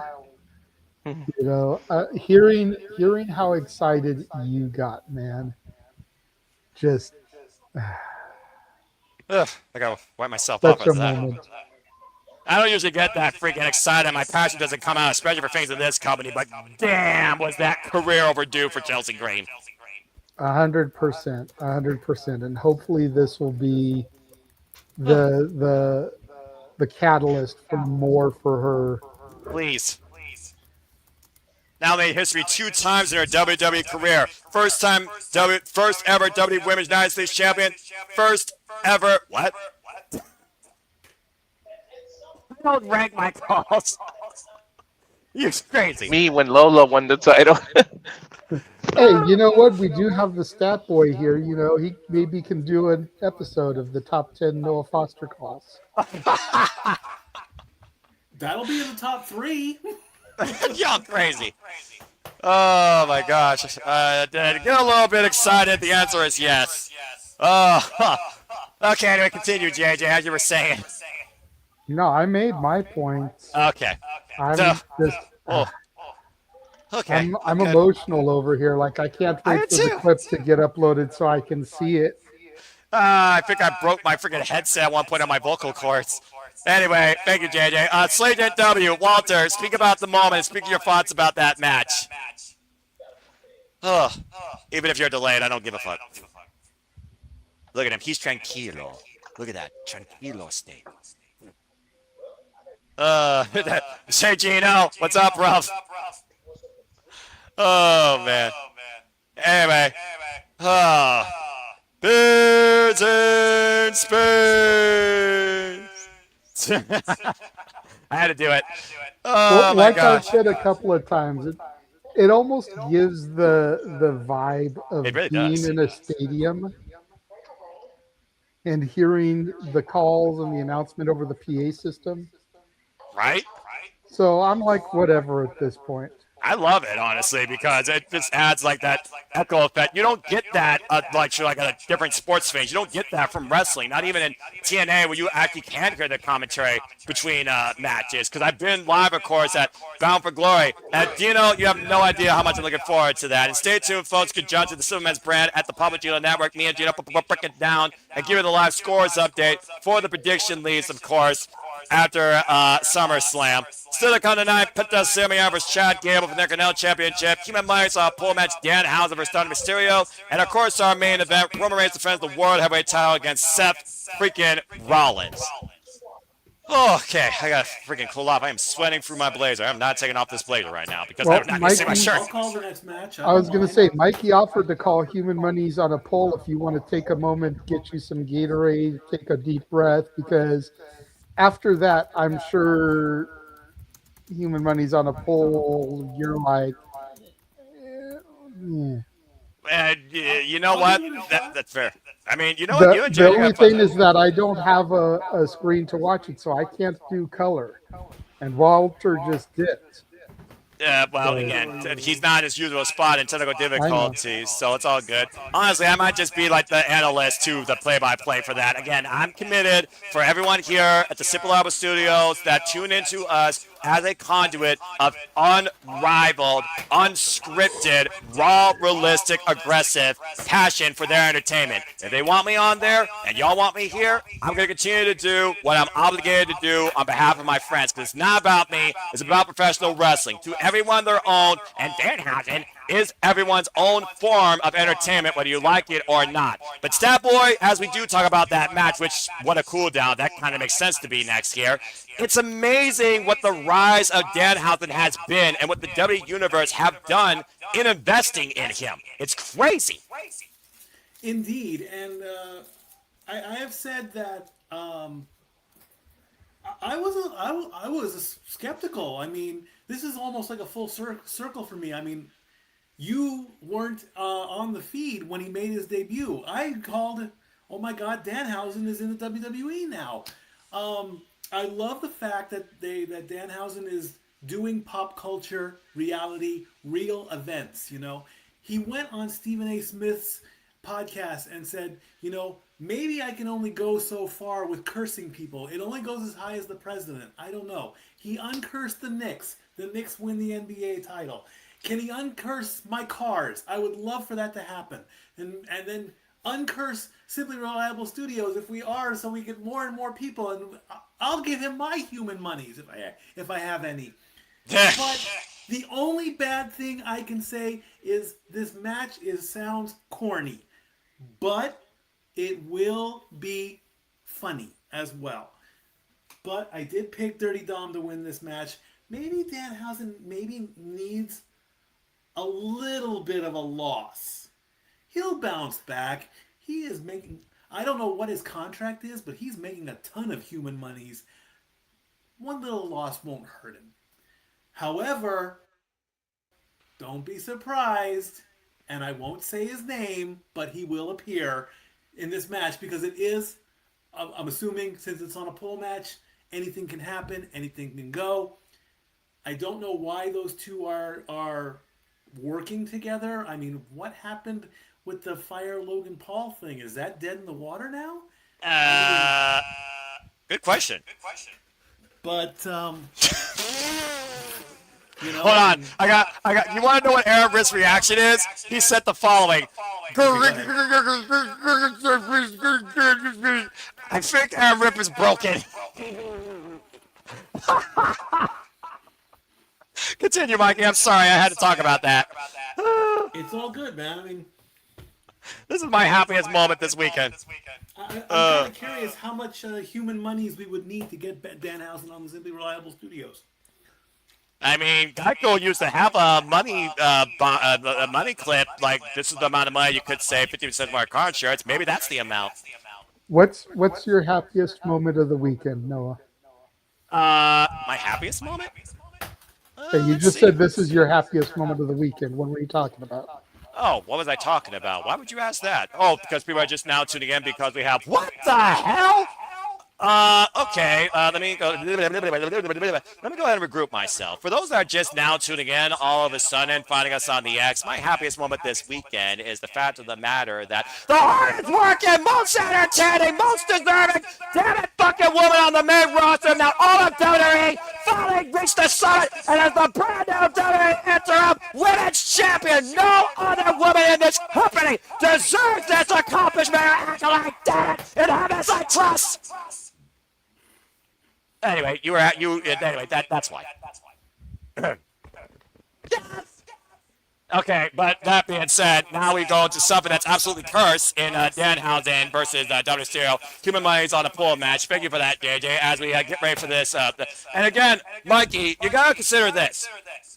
Danhausen is a merch mover. Joe Hendry is an entertainer. The fact of the matter that Joe Hendry and Danhausen both got interrupted this past Monday on a concert and at the expense of Judgment Day, I absolutely could see what happens when you get on Joe Hendry's bad side. You don't want to hear Joe Hendry's name called if you upset him. A myriad of men in Joe Hendry's careers in TNA and WWE learned that the hard way, but Dominik Mysterio is hell-bent on getting his money back and embarrassing Danhausen. They've been trying for months now. We saw what happened at Saturday night's main event in Madison Square Garden after Jade McDonough lost to Danhausen and some Nick player chokeslammed the freaking guys for a table. Indeed. Dominik coming out now with his King of the Luchador shirt wrapped around his waist, hanging in front with a nice coat and all that. And now my feed decides to go out, dang it. So... Your feet is cursed is what we're learning here. Your feet is cursed. My feet is cursed. There you go. Coming out now. I'm a bit, oh, God. I'm okay. Very odd that he's coming out by himself, but that does not mean that the shenanigans will kick up soon as he flexes for the crowd. Coming in, looking up, where is the money? Is the money already on the pole? We got something? There's the pole. There's the money bag. It's a simple little money bag with a big dollar sign on it. As he goes up to the corner, looks over the crowd. And this match is brought to you by what? Don't know yet. It hasn't popped up on mine yet. Let me know. Should get a little advertising logo for something. Brought to you by blah, blah, blah. Oh, my gosh. Up to the pole. Up. Ref's getting him down there. Simple clasp. All you got to do. I don't say blah, blah, blah. Blah, blah, blah. It's sponsored by Minute Maid Lemonade. I had the same three symbols. Which I have not had recently. Last time I had Minute Maid, I think it was the fruit punch variety they have at the gas station at my job. I like to call the gas station that convenience store that's overpriced. But I can't tell last time I drank that, but that was the last Minute Maid beverage. I can do words that I did drink once upon a time when I was a wee lad after Fruitopia was no longer available. The lights are down. The drone is coming in. Oh my gosh. You are cursed as the Hausen mobile is coming out, and there is Danhausen. Yes, this is Danhausen. Very nice, very evil. Danhausen, of course, with his own blimp, his own car, his own truck. That was a very good impression. Well said. I try sometimes. You gotta get into the people. I mean, again, Danhausen I've known for a long time. Saw him in Ring of Honor, saw him in AEW. Hell, I saw Danhausen debut in AEW when he helped Orange Cassidy against Adam Cole in a Lights Out match. And all he did was come out from underneath the ring and just did his thing, but like, peace. If we meet him, you're gonna impersonate him. I don't think I need to meet Danhausen. Gives the cape to a young fan at ringside. Oh, look at that. That Danhausen given back to the WWE Universe that have endorsed him as the next great entertainer. And there you see the money's on a poll. I wonder if Vince Russo did secretly book this, by the way. Like, seriously. When was the last time we had something on a poll in WWE? A very long time ago, thank goodness. I don't even know, and I don't even want to look it up. The outer cape is coming off. The tattoos are exposed. All right, here we go. We're in sync. The chain is out. Points to the bag. Are you ready? Are you ready? Fists up. Oh my God! I lost my damn. Dom jumps the gun and is gonna go for the pole right away. Why wouldn't you? Well, again, Mikey, think about this. The longer you're in the ring with Danhausen, the longer it favors him because you never know what Danhausen's going to bring forward to you or who is going to bring forward to you. And a big drop kick and dial it up. Dial it up. No. I don't know what the area code is in Minnesota. Whoop, yeah, call disconnected. Doo-doo-doo. Hey, you're doing pretty good right here. This is definitely your match. Nice takeover suplex, though. But I got to put this out here, though, Mikey. I think most people don't realize how accomplished a wrestler, how capable Danhausen is in the ring. And I think it also goes to that polarizing outlook that people have against Danhausen. He's much more than just a corny gimmick. He actually is a capable player. I am actually seeing that now. I still wish I could have seen a little bit more with that with Jade Cargill. Well, you know, some people take longer to develop than others. Mm-hmm.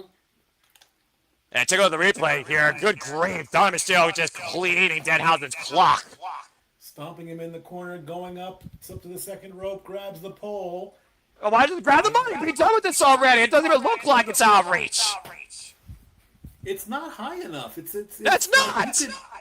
You could like dunk that and still get the money. Well, the fact of the matter is that literally Dominik Mysterio, who's taller than his father, if he wastes his time with Danhausen, it gives Danhausen a better opportunity. I will give Dominik Mysterio credit, though. For right now, he's actually going at this alone.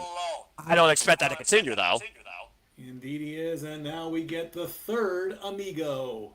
No, reverse. No, you don't. Ow. And now there's an opportunity for either man to capitalize here. How much money is this money really worth, though, to Dominik Mysterio? Why not just leave the money behind? Have you ever thought about if a business deal doesn't work out for you, you don't try and sue the man, you just try and make up even more on a later investment? Like, is this really worth it? I hate that. I don't like it when people compare money of the past to money of the present and money of the future. Uh-oh, we got shenanigans. Jade. I knew this was going to happen. JD did not forget that Nick, who freaking had a slam dunk on him through that damn table in Madison Square Garden. Got embarrassed by Danhausen just 2 weeks ago. Nice moonsault by the former Cruiserweight champion. I'm sorry, but $20 is $20 is $20 any way you spend it. Hello, hold on, what the hell? The fucking gremlins, and it's not even midnight. Oh, the poor little Danhausens. These mini-Hausens aren't paid even enough as the minions are in the freaking Despicable Me series. Oh! Ooh, what a champ. Took that one. Oh, come on, little guy. Oh, no, not that. Oh. You know, I'm not one to encourage little guy punishment, but here I actually approve it. Well, in Pigeon Forge, we have micro wrestling, so. It wouldn't surprise me if there are some of these talents from your promotion. What the hell? Nice takedown by Danhausen, number 4, and a short range drop kick. What the hell? The little Hausen springing off the second rope with a flying headbutt. Impressive. Is this guy from AAA? Maybe. And up and around. Oh my gosh. What the? Well, always bet on the little guy. No, you always bet on the little guy. What the fuck is this? Bizarre. Well, we did get freaking Baron Corbin with the United States title, so honestly, should I be surprised by anything? What the heck? Are the little guys going to grab the money? Or just a mini tower of houses? I mean, Mysterio is preventing that from happening. Like, seriously, why do you need the mini houses to go up? You could just climb the ropes. Well, This is beyond ridiculous. Oh, I better watch what I say on that one. Yeah, you know what? I'm just going to leave that laying. Like, Mysterio's laying the boots inside mini house number 2. Each one of these mini houses needs a number on them. I need to know which freak I'm dealing with. But not quite. One just took him over.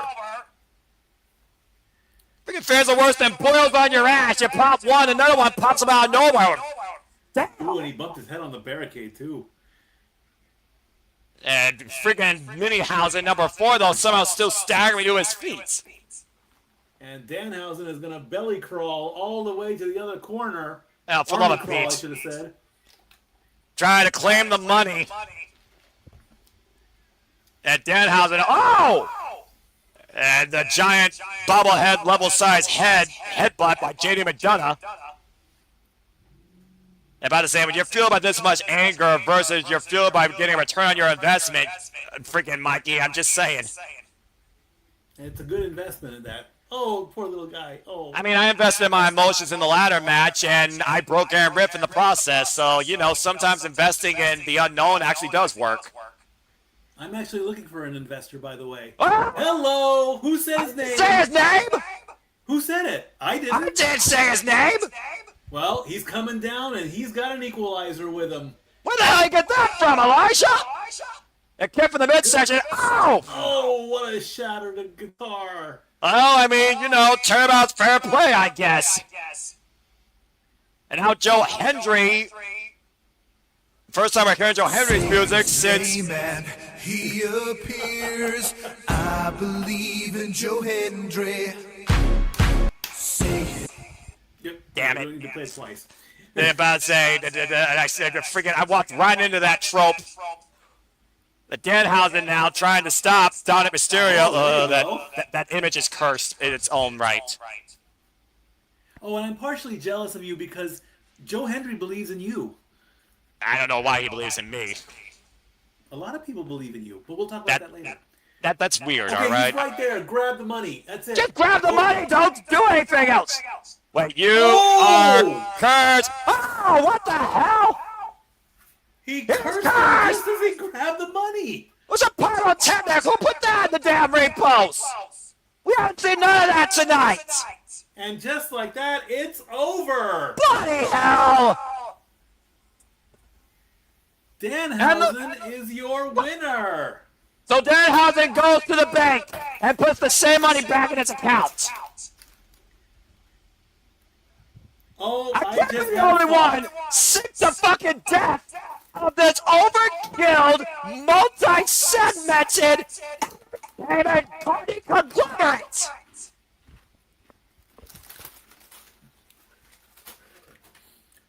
Oh my gosh! You should get Joe Hendry half the money. Hold on. I just had the ultimate possible prediction just come into my head. Oh no! Human Money in the Bank. Market 7:34 p.m. Eastern, August 2nd, 2026. Danhausen becomes Mr. Human Money in the Bank. Oh, come on! Good night, everybody. Well, I never got to experience that back in 2008 when I wasn't on Wrestling.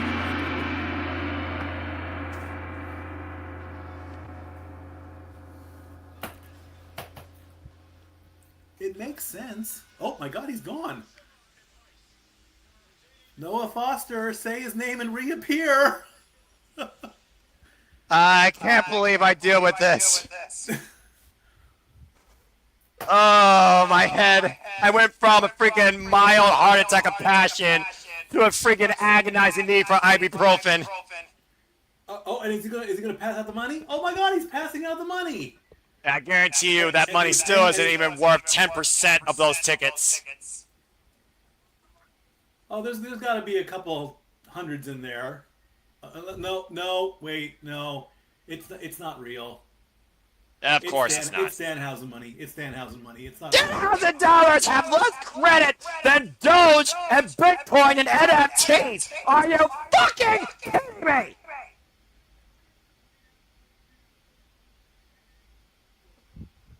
Ay, ay, ay. Wow.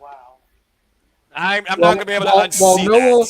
While Noah takes a couple of Tylenol and refreshes his drink and everything, let's go ahead and show everybody all the wrestling that we cover here across the Simply Reliable studios. And now for a taste of things to come.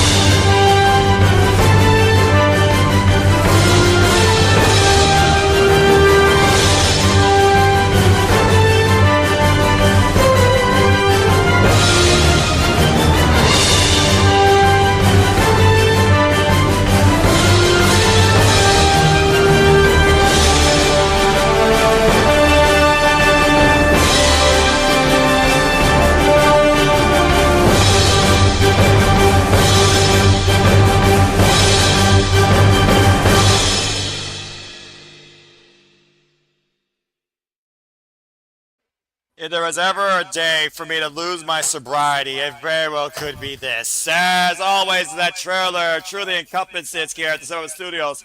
Here we celebrate, pontificate, analyze, criticize, and of course react to the wrestling.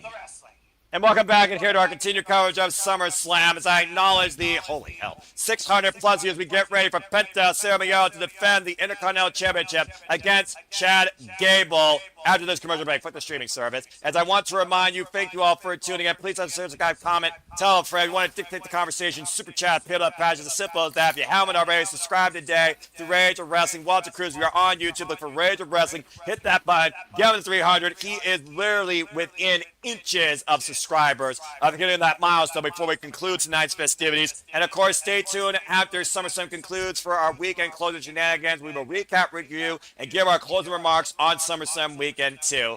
Yes! Freaking yes! Yes! I'm so happy! Fucking yes! Chelsea Green and also so much more. Yes! Freaking hell! Stop that! Fuck you! Freaking instigator. He's having his night. He's having his night. While we're on a bit of a break here, also let me again thank all 610 or 609 of you. And I invite you all to kick off on Thursday, August 6th at 8 o'clock Eastern, 5 o'clock Pacific, NBC Peacock, the official kickoff to the 2026 NFL season as the Panthers take on the Cardinals. Yes, it's preseason, but still it is football. And I think what I'm going to do is I'm going to get a good look at all the games in the week. And I think one or two games, depending on my work schedule, I'm going to call a lot more football this season, making our way all the way back up through the playoffs and through the Super Bowl in January. So I invite everyone to keep an eye out for that. And you know what? As a way to try to boost subscribers across all brands, what we'll probably do is we'll make each game that you do exclusive to just one channel and the X.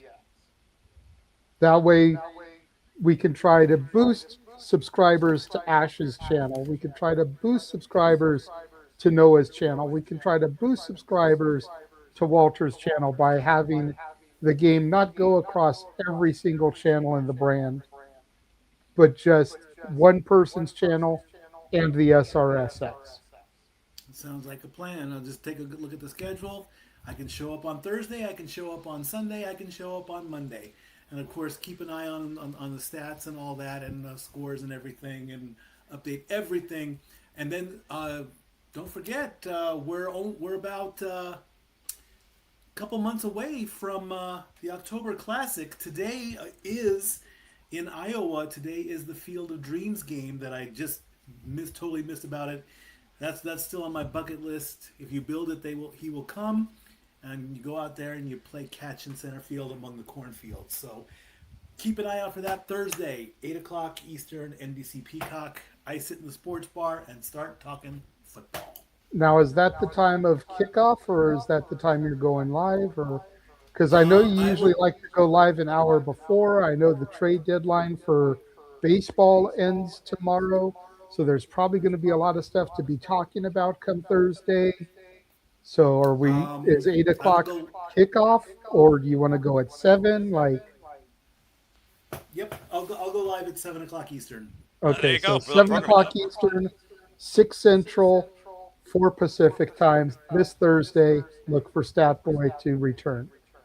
Noah, take it away, sir. I mean, y'all good. Again, it's a commercial break. This is what we do. We not I only wasn't sure if we were back. Remember, I'm not watching. I'm sorry, yeah. You're good, brother. Again, let's go ahead and bring people to speed now, of course, on what's next, because I believe at this point, after this, there's only one match left. For those that are just now tuning in, we open up tonight with a Fatal 4 number 1 contenders match. You heard me right. Instead of it just being Sami Zayn and Finn Balor, the newly, once again, reinstated General Manager SmackDown Nick Aldis added the ring general Gunther to the match, as well as the returning Kevin Owens after 18 months left off due to injury in a Fatal 4 number contenders match for the WWE Championship, and Kevin Owens won, which means he is the next challenger to the WWE Championship against CM Punk. We also, of course, saw in the interim ladders match, you've been living under a rock or did not see the graphic, Chelsea Green finally was able to ascend the summit and become the brand new interim WWE Women's Champion. Could not be fucking happier. Danhausen, with the help of Joe Henry, was able to keep his human monies. That's the last time I'm going to say those two words together, by the way. In the Monies pull match against Dom and Judgment Day. Let's call it what it was, because Judgment Day got involved. As we expected. Let's just be honest here with each other. I'm just saying, folks. And Baron Corbin. Yes! Yes! Hold on. Look at who quote tweeted. Oh, I love that. Indy Hartwell, of course. I mean, she couldn't be happier. And look at her reply. Oh my God. And rightfully so, damn it. Chelsea Green and Indy Hartwell go way back, if you all know their history. And also the other match that just that happened earlier, I lost my train of thought. Oh, yeah. Baron Corbin won the United States. You're going to hear this right, folks. Baron Corbin, remember that name, just won the United States Championship. Off Trick wins. We got 2 matches left. Time for our semi-main event for the Intercontinental Championship. Penta Cermiero versus Chad Gable. JJ, no matter what we want to say about he wasn't this, he was this, Chad Gable has worked his career for this opportunity. And it's not the first time he's gone after this title. In fact, it's pretty much the only title he's gone after at WWE. Yes, very happy about that. That might actually make me buy something from WShop.com. What the fuck freaking existence am I living in?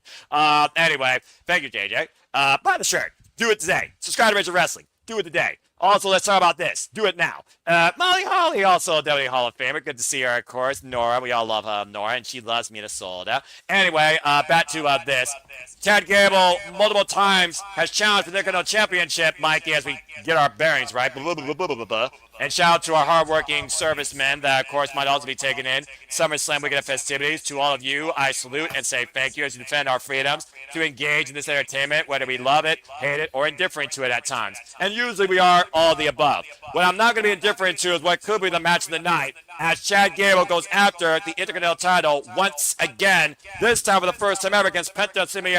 Stat boy, break it down, bring the stats, bring your outlook, and what's your prediction tonight, and what's your outlook on this match as we get ready? Minnesota's own Chad Gable gets his title back. Gets his IC title. As he's coming out, he's wearing the Minnesota purple as well. What do you mean back? He's never had the title, Mikey. I apologize. I'm Botch. made a mistake there. Botch, sorry.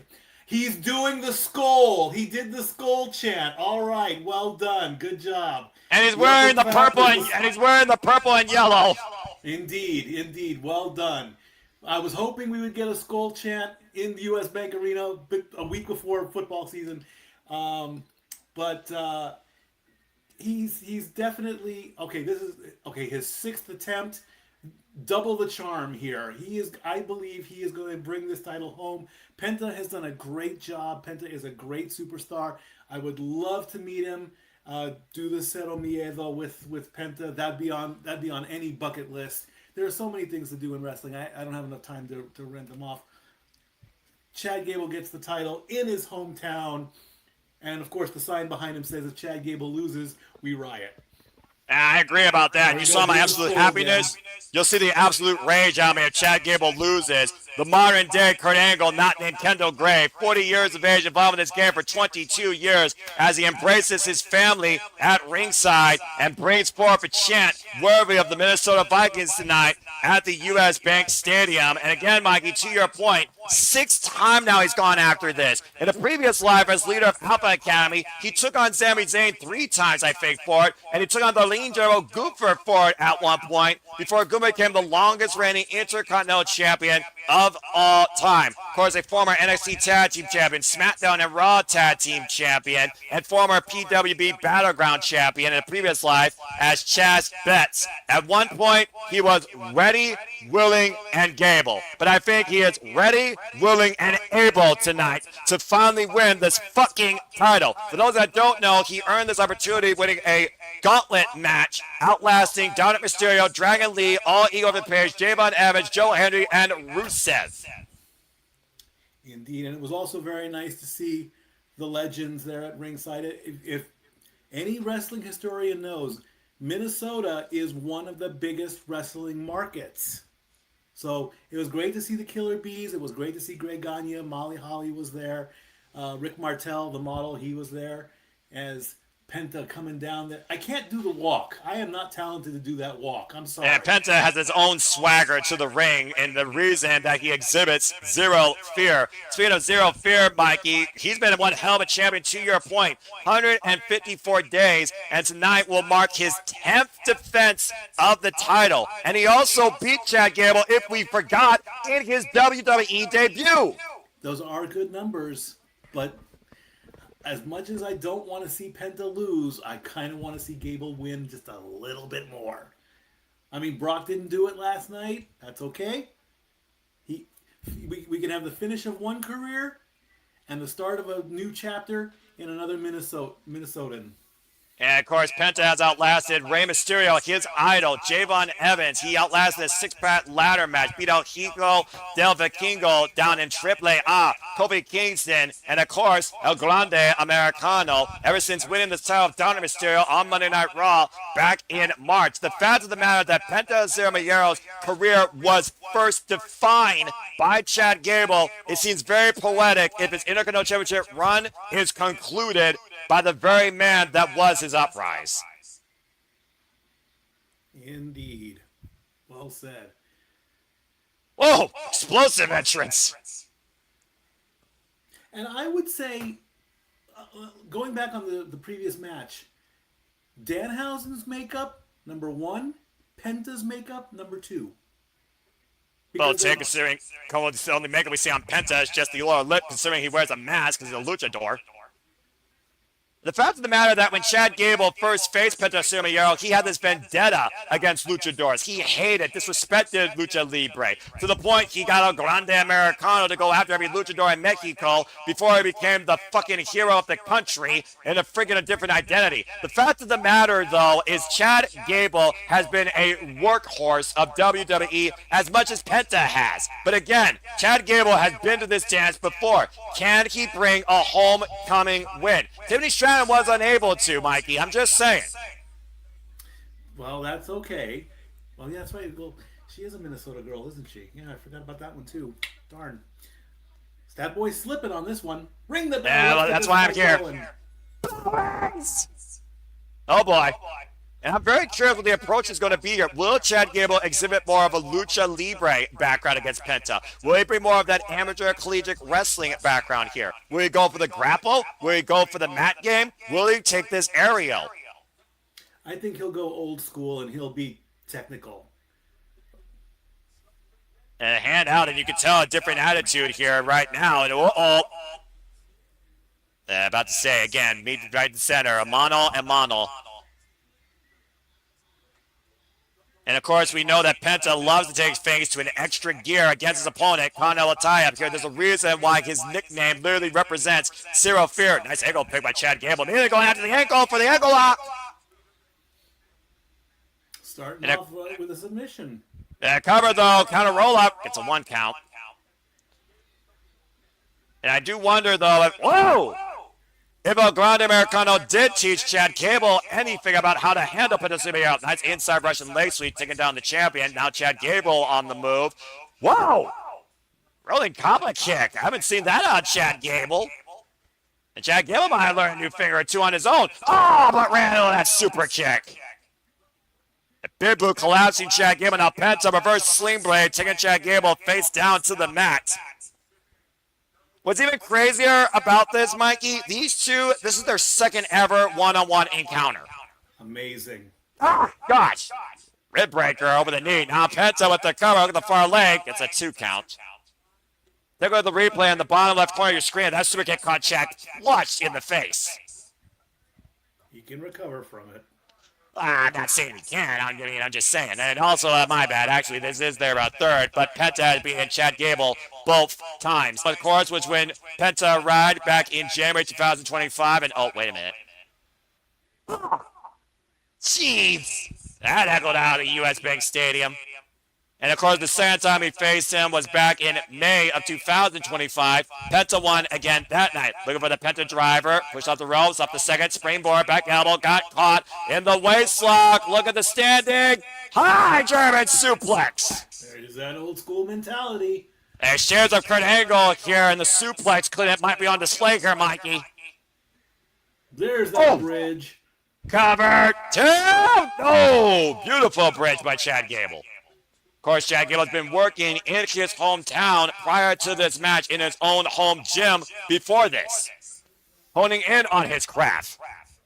666 viewers. It gives him a bit of an edge, too, you know. That's a crazy number right there. Thank you so much, Mark of the Beast. Uh-oh, Chad Gable, though, filling out that arm, though, after that collision. And let's keep in mind, Mikey, Penta loves to go for a sacrifice at the expense of his opponent's left arm. Now looking possibly for a backstabber here, and Chad Gable holding on to the second ropes forward there live, countering Penta, driving through the champion. Able to quickly now get back up to his feet, up to the top rope. Oh, man! Nice move. And Penta with the great anti-air raid counter cover of both legs gets a 2 count. I think he drop kicked him out midair. Both men down as we go to the replay. Yeah, let's take a look here. Oh! Yeah, that was definitely an accurate drop kick out of air by Penta, catching Chad Gable on the way down. Still cutting out, of course. That was an interesting combo. Okay. And pendulum. Oh, nice move there by Chad, and Chad Gable follows through. There it is. Ankle lock applied again. Penta, whoa, great awareness. We're throwing Chad Gable to the outside. Now Penta on the move. Top back on heel. That's about as high risk as you expect Penta to go in the early going, Mikey. That's what Penta does. No fear. And Chad Gable. Chad Gable grabbing that left shoulder, though. Take a look at the replay here. That was high on Chad Gable's left shoulder. Oh, man. No of course, fear, Chad no Gable. breaks. Yeah, I get that. Of course, Chad Gable can't use that arm. He can't use him in that suplex. Also might affect the bridge. And right now, Chad Gable trying to hide that shoulder, but Penta is very aware of it. Now trapping the arm, pump handle. Penta driver, made in Mexico, counter, down, oh! Near fall. Out of nowhere, too. He hit that one just real quick. Yeah, he captured the arm and pump handle driver down to the canvas, made in Mexico, but it was not enough to be defined in Minnesota as still holding the Intercontinental title. Of course, the Intercontinental title, the Workhorse Championship of WWE, going all the way back to the late, great Pat Patterson, as Penta Ciampiero is the 192nd champion in WWE. Open palm strike there, dropping Chad Gable to a knee. Thank you for doing your homework on that. Well, I mean, again, you got to represent and talk about what this title means. It's a cornerstone, of course, of WWE. It's literally the definition of a workhorse. And you said it yourself. Penta's been a commanding, dominant, respectful fighting champion. Chad Gable, though, he's been a worker on the grind since being on the main roster and has been looking for this first. Now, Chad Gable and Penta just lining up each other. Oh, caught with a super kick. Now, Penta, sunset, whoa! Instead of the turnbuckles, overhead throw, Chad Gable hooked the near leg, kick out at 2 by Penta. And Gable's got a cut on his head. He must have taken a boot somewhere. It's not bad now, but Yep. And again, I wonder if that shoulder also got exaggerated there with that overhead toss to Penta. With Penta a long way away, Chad Gable might go for a broke, and I'm not sure how wise this is, Mikey. Diving headbutt crashes into the canvas.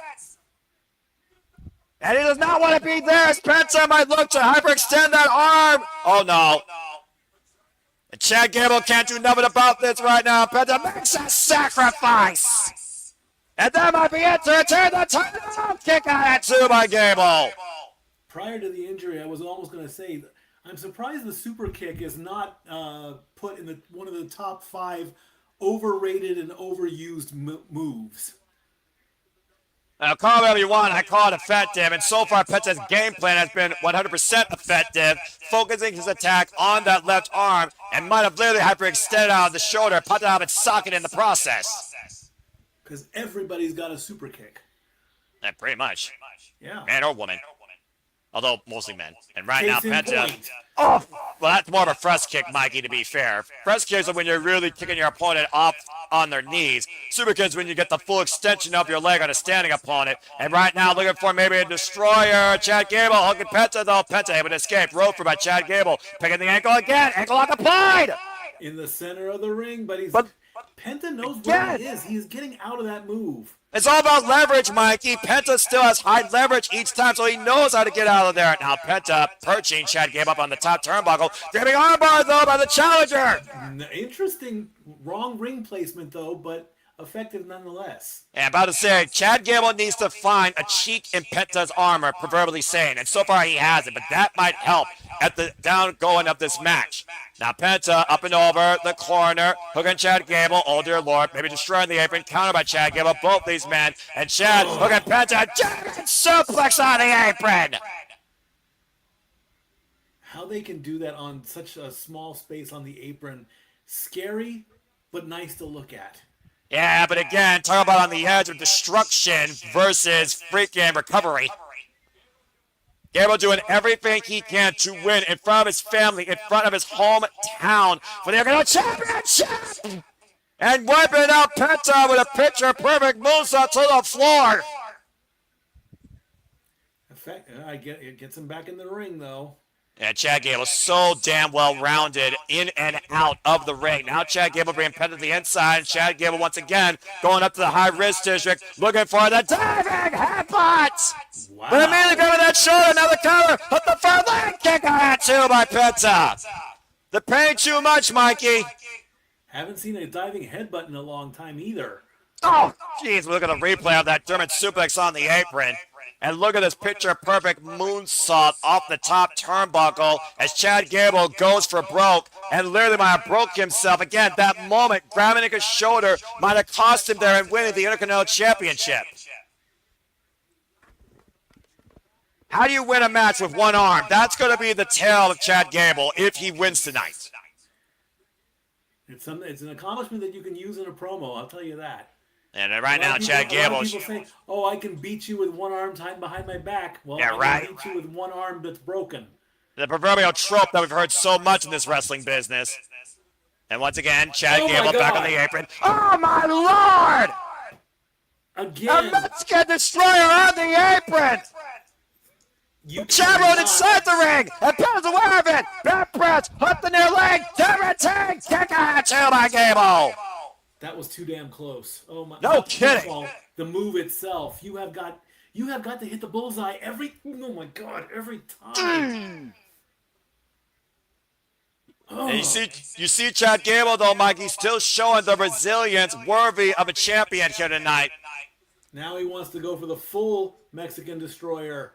And this might be the end of Gable's chances. Oh, he's up. Oh! Ankle lock.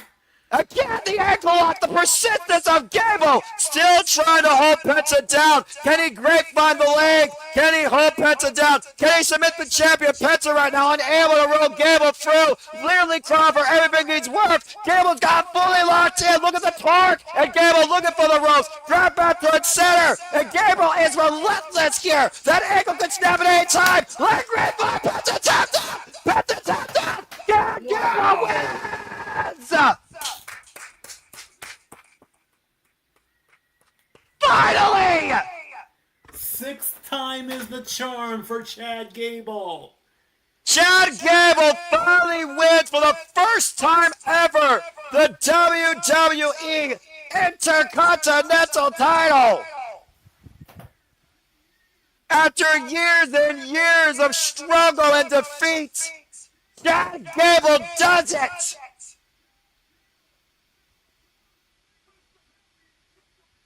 His first singles championship in his WWE career.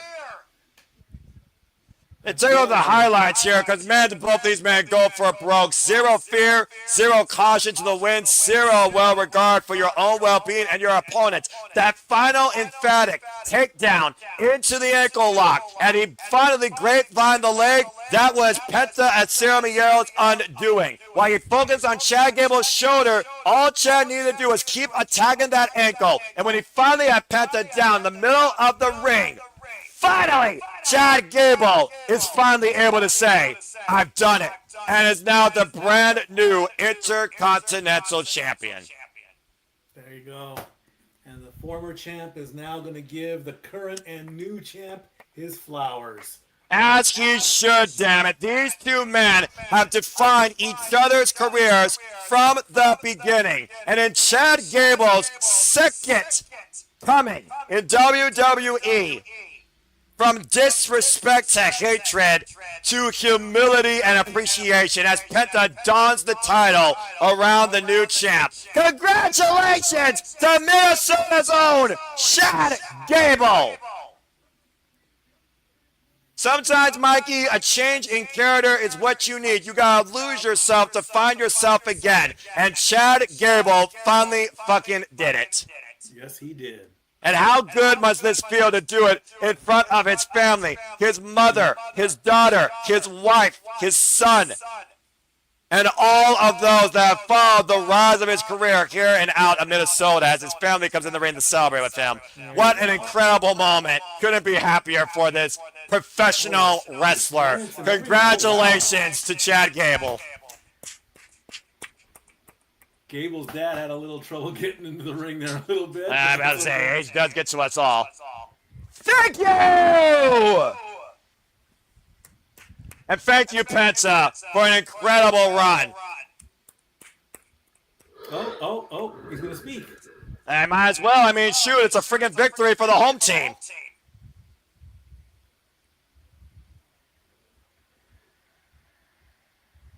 Crowd chant, you deserved it. He fucking earned it. Been involved in this damn company since 2014. 12 years later, can finally call himself a singles champion. I have waited so damn long to see that title around that man's waist. Damn right you're there, Chad Gable.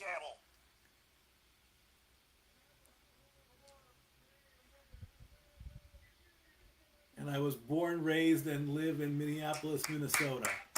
A proud day for Minnesota. And the same Minneapolis from there.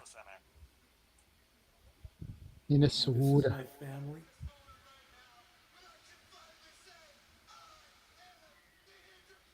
And I can finally say I am the Intercontinental Champion. Yes!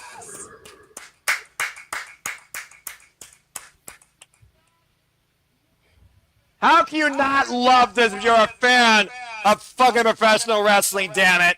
What a homecoming for this family, man. For this modern day level Olympian. Baptized in fire in Lucha Libre. Coming back from hatred and ultimate humility. And now the new Intercontinental Champion. Who's this? What Looks like a Bosch mascot for Mug Root Beer. Mug Root. He's gonna do a root beer bath. And you know what? I'm for it. Hey, if wrestling has taught us anything, there may be someone in that suit. The top dog tonight is the brand new holder of the Intercontinental title. You gotta fucking love it.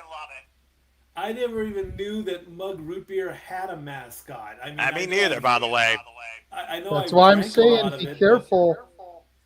Well, that being said, we got another commercial break, it looks like, to talk more about the partner of WWE, of course, AAA. Again, fuck the streaming service. AAA, of course, will be bringing the action forward with non-stop Lucha Libre. Of course, you'll see the likes of Damian Priest, Bailey, La Catalina, El Grande Americano, Rey Fenix, Laredo Kid, and now they will be at the MGM Grand Garden Arena in Las Vegas in September, of course. As you saw in our watch-along trailer here, stay tuned, of course, as we cover upcoming AAA events, including Triple Mania, where the stars of AAA and WWE will take center stage at AAA Mania 34, 2 nights of consecutive Lucha Libre action. Get your tickets today if you can afford them.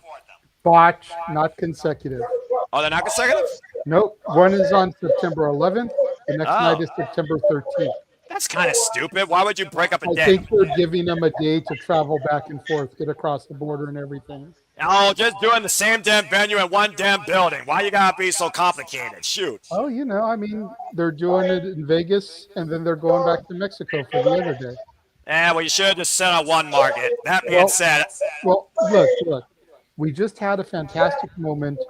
Chad Gable finally became the Intercontinental Champion. Yeah, extremely happy. You know, I hate to keep going back, but as I keep scrolling through the timelines and everything, and I keep finding more and more great stuff for the hot mess. I want you to take a look at this photo that I just found. What are you doing to me now? What are you doing? Oh, look at that. Matt Cardona. How fitting, by the way, Matt Cardona's crowning moment at WWE was also in a ladder match for his first ever Intercontinental Championship. Again, both these two earned what they deserved. But Chelsea Green was so damn fucking long overdue. I love that. Gonna be a happy day in the Cardona household. In Hot Mess, we all trust. I think Matt Cardona is saying, I am Chelsea Green's partner. She is the champion. Because we all know that Matt Cardona holds Chelsea Green in a high regard. I love that. Thank you, JJ. And again, I want to thank the near 700 of you that are now tuning into us here at the Simply Reliable Studios. As you all make this possible, thank you so much. If you haven't already, subscribe today to Rage of Wrestling on YouTube. Follow today at Rage of Wrestling. Hit the subscribe button across all the other Timbo Studios. If you haven't already, hit the subscribe button. Give it a thumbs up. Give it a like. Leave us your thoughts, of course. Follow us today at SR Studio 24 on the X. Be part of the conversation at hashtag SummerSlam. And stay tuned for our weekend concluding shenanigans once SummerSlam Sunday concludes, and say yeah no DQ as Aaron Riff, if he's not broken. I think Aaron Riff might be broken. I guess it's going to still do a review or recap. Yes! Yes! I love that photo! Yes! Sorry, a little bit out there again. I had a Tourette attack, Chelsea Green Tourette. But anyway, Here, take a listen to this. What are you doing?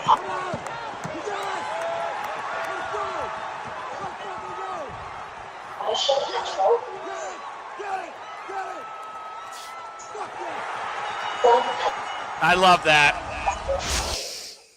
That was Matt Cardona. The male's voice you heard was Cardona, yes. I thought it was. I He recognized filmed that voice. from his seat. I love that. I love that. Anyway, okay. As we got a moment to breathe here as we get ready for pretty much the only thing left.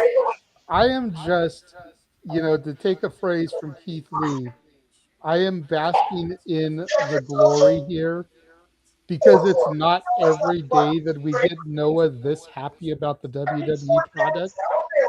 And honestly, I have not heard you really have anything other than Human Monies on a Pole, which we all knew most people were like meh about, that you really haven't enjoyed out of these 2 nights. You know what? Genuinely, you're right.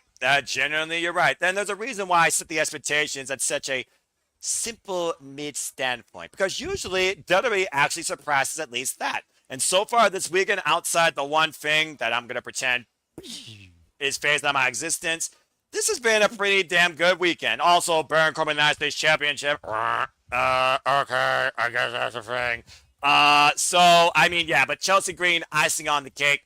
I mean, it's already a made weekend for me. That was the one thing I needed this weekend. Chad Gable was able. It was just pending.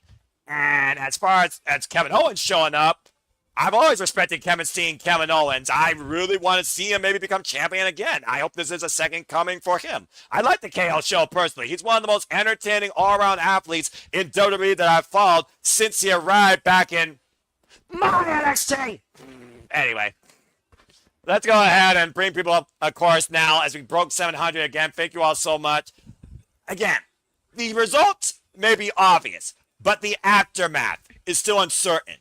Does the ruler confront the tribal chief? Does something give in the bloodline? Does Seth Rollins burn out? And does he maybe see that this is it for the architect? What is left for the Shield saga? What is left for the Monday Night Messiah? What is left for Seth freaking Rollins if he doesn't beat Roman Reigns, where he says the one thing he has against him that is professional wrestling? But Roman Reigns also says, not need, I have to beat you. The question is, who really has to do what they want to do? Both, I think, want to achieve something out of this. Because remember, Roman was good in this. Why Cody needed something, I think both desire something. So, JJ, before I give it to Statboy to break it down and bring the stats, I want your, of course, philosophical outlook on the story of these two brothers of the business in what I feel should be and very well could be their last match. It definitely should be and could be their last match. But at the end of the day, there's 2 very big factors in this match. And I'm not sure why we went back to that graphic. Don't know why we did that either. Continue. There we go. There's the fact that Roman has never beaten Seth. And there's the fact that Seth said that Roman has never beaten him. And traditionally, it's kind of like the who's on top on the go home. If somebody says, LB Kid, you have never defeated the prisoner. You will never defeat the prisoner. The next time they fight, LB Kid beats the prisoner. Because you've thrown that out there. Seth Rollins said, Roman Reigns, you have never beaten me. You will never beat me. I am the better wrestler than you. And while that may be true, nobody will deny that Seth freaking Rollins, Tyler Black is a better wrestler than Joe Anoa'i, Roman Reigns. Roman needs to exercise this demon because he is the last of a dying breed. Roman is the last superstar that WWE has actively. For as good as he is, Cody is not a superstar. Punk is, but is in the twilight of his career. There are no other superstars still in WWE. Roman is the last.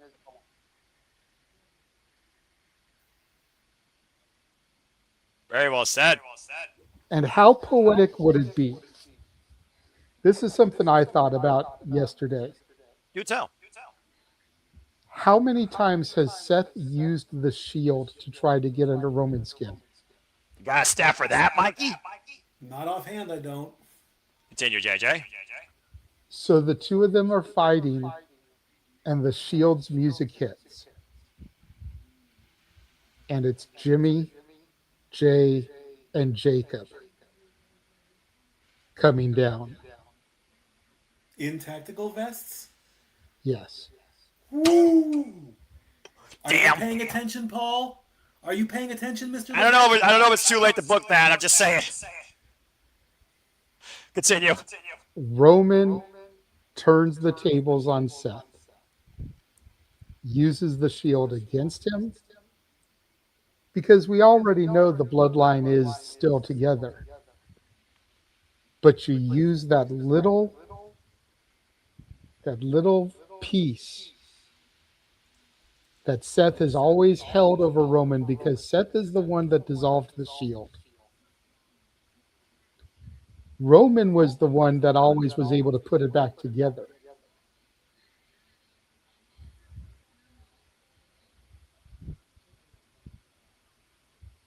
This is why people need to hire me to book and be creative. This is why we continue endorsing you and try to freaking send your resume in as #1 recommendation. If I have to write a damn cover letter and I freaking had the accolades to do so, I fucking would, damn it. But that being said, thank you, JJ, for cooking. So, Mikey, let's go ahead and bring people now up to speed when it comes to the stats here. Again, these two men.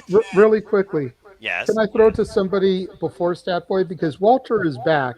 Oh, and yeah, hasn't absolutely. been able to say a whole lot today because outside about Wi-Fi has been wonky up in NorCal. So let the man speak before we throw it to Mikey for stats. Oh, please, absolutely, Walter. Take the floor. I really want to hear from you, man. Well, now I connected to a hotspot, so let's see if I sound better and feel better. Can you guys hear me? Stable and stable. Okay. Now, I heard you pass it to me, but what was the question you were asking about the We Roman basically want thing? you to echo the tell the just tape. kind of give your thoughts on Roman and Seth because you haven't been able to speak too much. Exactly. That was a good idea for him to do that and then have the bloodline in the Shield and flip it on Seth, but I'm wondering if Seth is going to actually do it again because he did it before and came out in tactical gear. I would have him do it and Roman just attack him from behind before the match even starts. Just to say, I already knew what the hell you were going to do, fucker. You're not in my head. And it's like he can outsmart him that way, but I like your idea way better. And you say that, and here comes the Shield Titantron. See? For who? I'll tell you in a moment. As fire scorches the entranceway, of course it's Seth freaking Rollins. See? I knew he was going to do that. The mind games continue. That is to find Roman Reigns and Seth freaking Rollins' career. But as you continue, Walter, I ask you this. This saga has been going on since 2012. If there was ever a relationship as Batman and Joker in WWE, it is Roman Reigns and Seth freaking Rollins. What the hell is that outfit? Yeah, I'm not even sure, but I look at the face mask and I think the outfit speaks for itself. Yeah, what the hell is that? He's gone neon. That's a loud outfit. Purple, orange, and green. And a little bit of pink.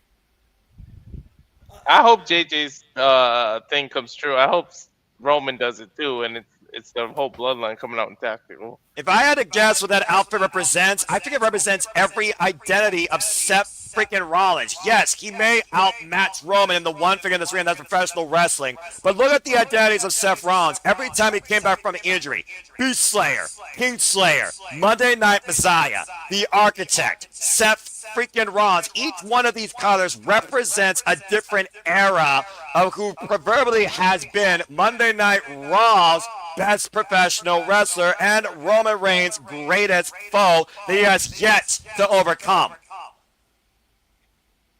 It looks like a damn court jester or something. Come on, Roman, hit your tactical music. About to say, Seth freaking Rollins are going to burn it down here tonight in Minnesota, looking to raid Roman Reigns with the World Heavyweight Championship. Mikey, give us some stats here and your outlooks on this match as well as we get ready for Roman Reigns' 15-minute long entrance. Well, yeah, we got 15 minutes before he hits the ring, so we could. At least. I did pick Roman to win this, and although I will give you your credit on that one, where will Seth go if he doesn't pull it off? That's the biggest question here. You can't have Seth Rollins in obscurity, developmental hell, whatever. I have to go with my tribal chief on this one though. And hopefully no shenanigans. I want a clean match, honestly. Because if this is the end for these two, then you got to do it clean and definitive. No drama, no outside interference. It's going to happen anyway, but still. Let's see what happens as Roman, as your tribal chief, as the Minnesotans put their ones in the sky for their tribal chief. How the silence looms for what could be truly the last time. Yep. I don't know if I'm a little ahead of you. His music hit is normal. It hasn't hit for me yet. I'm just waiting for it. Wait for it. Wait for it. I'm going to pause it. Tell me when his music hits. Wait for it. Or when it shows OTC on the screen. And then I'll let you know when I see it on the screen. I think that's easier. Still waiting. Well, the Roman Reigns is making Seth wait. That's Seth instigated. Yep, that's mind games. Seth instigated. Roman Reigns controls it. Bang! Oh boy. Let's also keep in mind here, guys. Seth freaking Rollins goaded Roman Reigns into this match, feeding on the psyche that whether you are my brother in the Shield, whether you have become the biggest superstar maybe in WWE history, whether you truly are the tribal chief, the longest reigning modern era WWE Universal Undisputed Champion, you still have never beaten me when it matters the most, and that is professional wrestling. And that was the Achilles heel to Roman Reigns accepting Seth Rollins' challenge when he believed he's done nothing to earn it, and all you end up doing is getting yourself injured. That was one of the. You guys still waiting? No, we got Roman Reigns on the entrance with the OTC logo. Go ahead, Mikey. That was one of the lower points. I mean, I could not believe that when Roman was stating facts. I mean, you get hurt, you have to use the money in the bank briefcase twice to beat and get the title, which also fuels Seth Rollins. It's very interesting considering how many times these two men have shared the ring together as brothers, as allies, as enemies, as rivals, as challengers, as champion or champion versus challenger. You think about Seth freaking Rollins one time came back from an injury. He beat Roman Reigns for the WWE Championship back at the T-Mobile Arena at Money in the Bank. At Royal Rumble a few years ago, Roman Reigns got so upset and apoplectic, he got himself disqualified. Felt his own closure there, but truly didn't prove anything. WrestleMania 40, Seth freaking Rollins was there to help Cody finish his story. This obsession of Roman Reigns to finally remove Seth freaking Rollins from the equation in his existence has reached a boiling point of no return. And it may take more than a chair shot to the back to finally close this book once and for all. 105 days as champion. First one-on-one match between the two in 4 years. And this is it, man. It's got to be at this point. What else do you fucking do? Someone has to win. Someone has to prove they're better. Someone has to leave here tonight with the World Heavyweight Championship without a fucking asterisk. The only thing, and I know it might be a step down if Seth wins, even though Roman has the bloodline behind him, I don't see it. Put them back together as a team for like one night only or something. But that's the only thing I got left. That was the only. It sounds like a dumb idea, but that's the only thing I can think of right now. Have them team together one last time as well. That's the only thing left I can think of.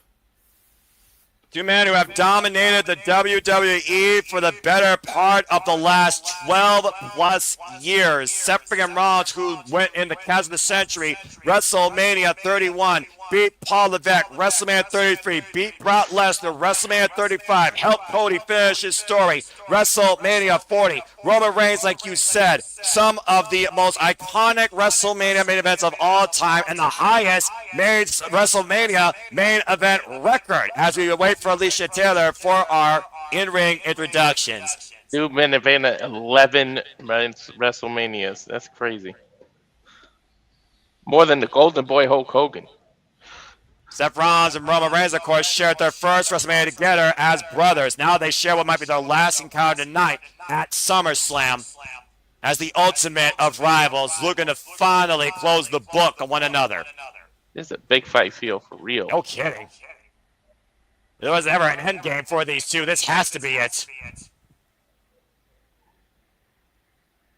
Crowd right now, polarizing atmosphere, fever pitch level right now of 50-50 confidence demonstrated by both men, echoed by the WWE Universe. This is really split. I don't think I've heard an atmosphere this split since I can remember. I still haven't even got her to talk. Oh, there she goes. We'll find out when she speaks to the mic here in a moment. The atmosphere right now, the environment being set up. The Messiah being sung. The Tribal Chief being acknowledged. I paused it when she said championship, so let me know when you get there. You got it, brother. Here we go. Take the mic, Alicia. Following contest is scheduled for one fall. I'm a little bit and behind it's for the World Heavyweight Championship. There it is. Okay. Give me 2 seconds, Noah. All right. Championship. Introducing first the challenger. I'm still behind. Well, you know what? Whatever. 2 second margin. You guys are analysts. You should be fine. All right. Let's not try. I'm perfect. I'm perfect with you now. I am. Well, then we should be good. All right, this is getting ridiculous. I'm already ready for this bell to ring. I want this fucking thing to end. As we talk about Seth freaking Rollins, 40 years of age, freaking 23 years involved in this game, 6'1", 216 pounds, Money in the Bank holder, and a two-time World Heavyweight Champion. Let's not forget that title that Roman Reigns has. Seth freaking Rollins first defined being the phenomenal AJ Styles and held that championship for 316 days. And he never lost it. Meanwhile, Roman Reigns stands at 41 years of age, 15 years involved in this game, record-setting modern-day Universal Undisputed WWE Champion at 1,316 days, current World Heavyweight Champion at 106 days, and tonight will mark his third defense since he beat CM Punk for that title in the main event of WrestleMania. I know it's a shame you can actually say Roman Reigns has defended a title more than a woman, than Liv Morgan's title. That's crazy. After the run he had years ago, where he barely defended it. Whether or not Roman Reigns is the same guy as before that led him so long to hold the WWE Championship remains to be seen. The one thing that matters here is Roman Reigns truly better than Seth freaking Rollins. I say yes. Only one way to find out. To put the Shield in the rearview mirror without a chair being hoisted by either man's hand. The World Heavyweight Championship hanging in the balance. We thought the Shield chapter of each of these individual books were closed and ended, but we somehow in 2026 have reopened it. Well, how many times have you seen Seth take the chair to the back of Roman Reigns, yet Roman took the chair to the back of Seth Rollins, and it cost Roman everything, as we are officially underway for our SummerSlam main event. Why is he handing Roman the gear? Because that is a Shield vest. Painted white. Interesting. A symbol of both these men's careers. As Seth Rollins continues to play mind games as he has the entire existence of Roman Reigns. You can only imagine what's happening internally inside both these men, why they look so calm, cool, and collective on the outside here. And again, folks, you haven't already, this match brought to you by Rage of Wrestling. Go to YouTube, subscribe today, look up Rage of Wrestling, hit that subscribe button. Let's get this man to 300. Let's achieve that milestone. He's only 7 away, and we are minutes away in finding out who leaves SummerSlam with closure and the World Heavyweight Championship. There's 830 watching. If you could take a second, click the link. It'll get me there real quick. It's free, and it's not time-consuming. And again, we appreciate all of you that continue to support us here for the first time or all the time as you make this possible. But imagine what words these two are exchanging. You think about the long-term rivalries of one-upsmanship to get that definitive win. Stone Cold Steve Austin and The Rock, for example. It took 3 attempts for The Rock to finally prove he was better than that bald bastard. How many times does Roman Reigns need to prove he's better than Seth friggin' Rollins? I think we're going to finally get the answer tonight, and right now Roman pushing Seth into the corner. Mind games. At the end of the day, the mental game might be more superior than the physical game in deciding the result here. And they're pretty much equal in so many things. And right now, of course, the noise might also define the atmosphere. Roman Reigns needs to block out those voices of doubt in his head. He needs to block out the past. Seth freaking Rollins needs to block out this Achilles of constant injury. He knows he can beat Roman, but can he outlast Roman? And at some point, these two were thick as thieves, literally called each other brothers, and look where we come to now. Yeah, well, Mikey knows this for a fact. Sometimes your brother is not only your greatest friend, but your greatest foe. Oh, Renegade and I prove that one constantly. No. The side headlock right now. Go ahead, Walter. Simple wrestling right now. Not trying to overdo it. Well, they can't overdo it. They can't afford to overdo it. You figure out, again, what is at stake here. It's more than just a title. This is literally a proving point. They don't want any sort of excuse or asterisk. They want a conclusion. Both these men want closure. That's more important than the title. Period. Technical right now. Yeah, usually Roman Reigns is the guy to slow down the pace of this match. Seth Rollins, of course, so disciplined in CrossFit. Good agility, though, by the Tribal Chief. Follow up. Seth Rollins, misstep off the ropes, and catches Roman with a sling blade. And now it's Roman's turn. Seth's to showboat a little. I mean, again, the margin of difference with either of these men at any level, Mikey, even in your stats, both physical, attribute, accomplished, and proverbial, is minimal. And I agree. I was a little surprised he went for the sling blade really early. Usually he at least waits till the end of the match for that.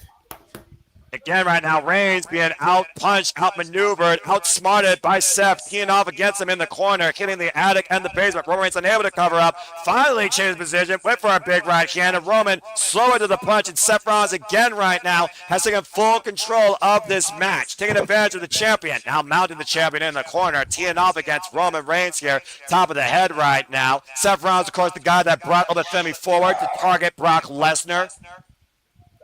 Roman Reigns, man, just ran for 7, a clothesline. And again, the power of Tribal Chief coming into play.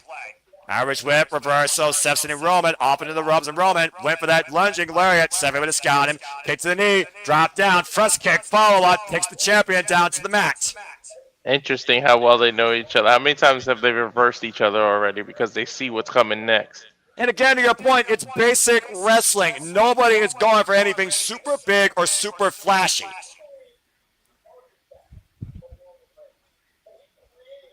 The fact of the matter that Seth Rollins called himself the architect of this blueprint that Roman Reigns defined himself as all the way through before the pandemic goes back to how much Roman has shaped his career. Wow! With Seth freaking Rollins as a co-star in it. Roman now teeing up against Seth in the corner. Short-range crossfaces underneath the throat. Looked like he teased the Superman punch and it just changed midair. And now it's Roman's turn to try and control the atmosphere and try to manipulate the game plan. To your point, Mikey, bang, boom, taking Seth down. This is a very sustained mode of approach by both Seth and Roman. Neither man looked like they want to go for the finish here at all. Uh-oh. Roman Reigns locked and loaded. Waiting for Seth Rollins to get up to his feet. Uh-oh. And Seth able to scout him. Rolling elbow connects. Now Seth off the ropes and takes Roman up and over the outside with a clothesline. About to say, who truly knows the other one better than the other? And Seth Rollins right now, once again, on the move. Topping short Cena driving Roman into the barricade. And again, very little room for error. Seth again, tope suicida, driving Roman again in the barricade for the second time. Seth Rollins still on the move. Roman Reigns, though, moving out of position in front of the Spanish announce table. And Seth Rollins, though, looking to take flight. Another tope drives Roman into the announce table this time.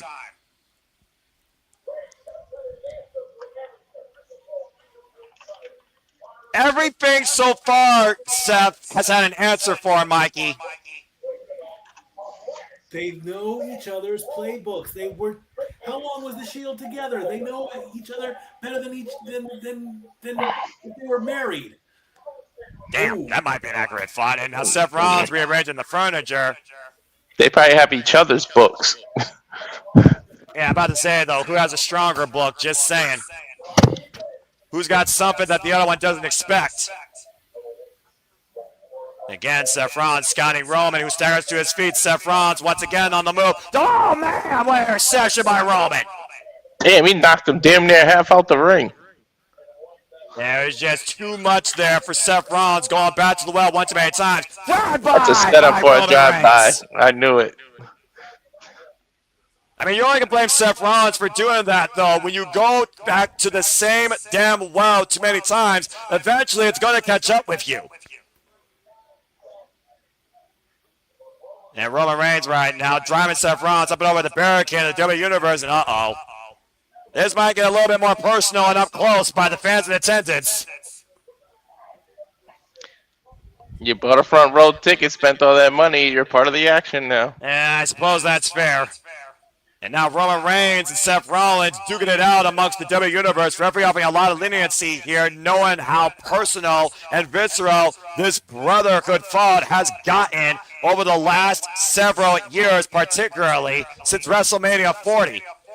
An overhead shot there by Seth Rollins to Roman Reigns as Roman staggers amongst the WWE Universe. Roman Reigns, by the way, is the 10th World Heavyweight Championship in this renewed titles legacy after Seth freaking Rollins defined it back in 2023 for the better part 2024 before losing at WrestleMania 40 against Drew McIntyre with a compromised back. Oh! Rope first goes Seth freaking Rollins into that partition. Two of the greatest of all time, this minor era of WWE right now. You might need a partition to separate these two. Yeah, I'm about to say, far more than a restraining order. Oh! The hell was that? That's one of those metal stands used one of those Velcro straps to separate rows of audiences and lines. Roman right now staggered. Of course, Roman, of course, is in remission, but still deals to the days right now with leukemia. We already talked about that, of course, how many medications that he takes. Seth freaking Rollins, with how many injuries he's gotten, he's always bounced back, rebounded, worked harder than before. Oh, man! That floor is different. That's like hardwood floor. That's a steel-plated floor. All those partitions shooting across the spine of Seth Rollins. Take a look at the replay here on that diamond plate. That's a devastating move right there. And right now, you know that's going to affect Seth Rollins physically for the rest of this match. Now Roman Reigns with the war cry looking for the, big uppercut on the spear attempt. Just in the nick of time before sending the Architect through the barricade. Seth has to realize you can't win the title on the outside, though. Jumping knee strike, though, catching Roman off the side of the head. And then Seth going back inside the ring here. Looking for a moment of reprieve. Smart move, though, by the Architect. I would argue that the Architect has been this modern-day cerebral assassin. Right. That's probably why he used to be under Triple H's authority. Just call what it is. Yeah, I was trying to think of the word, but yeah. He did say the future went through Seth. And again, Mikey, Seth freaking Rollins was the chosen one of the Shield, but Roman Reigns was the man to surpass the Shield. Now Seth Rollins mocking Roman Reigns, looking to run forward for the Tribal Chief Spear. And oh, shit. Got caught. Uh-oh. And Roman hoisting Seth up now. Powerbomb for the smash announce table. Se echó la mesa. That's it for that table. Goodbye. And just in that moment, we saw Roman Reigns literally woke up and channeled back to his past. Shield level single man powerbomb to Seth freaking Rollins through the announce table. Ever since Superstar got hit with a triple power bomb, but Roman's like, I'll just do it myself. Not the first time Seth Rollins has been on the blunt end of that either, unless you forget WrestleMania 41, Mikey. Roman's saying something. Smile. He's got it. You can't get overconfident, though. About to say, Roman Reigns has had that confidence and that aura since high school football. Let's not forget Roman Reigns used to play football, of course.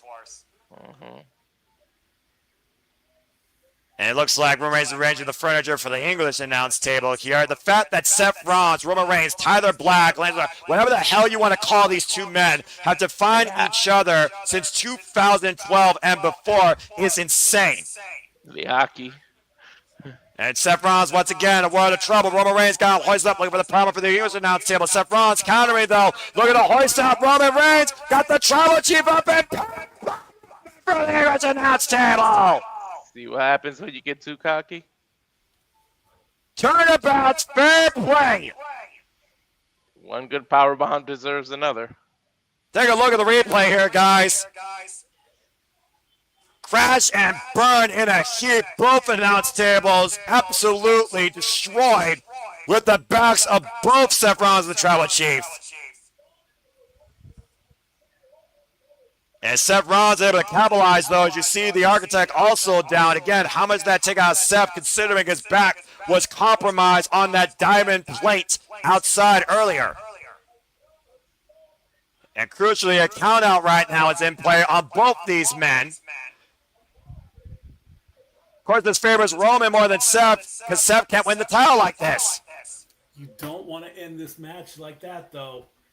You're gonna have 40,000. You're gonna have more fans in the U.S. Bank Arena upset that the Vikings will not win a Super Bowl, as opposed to a match ending in a countout or a DQ. Well, do you think Interim really wants that, Mikey?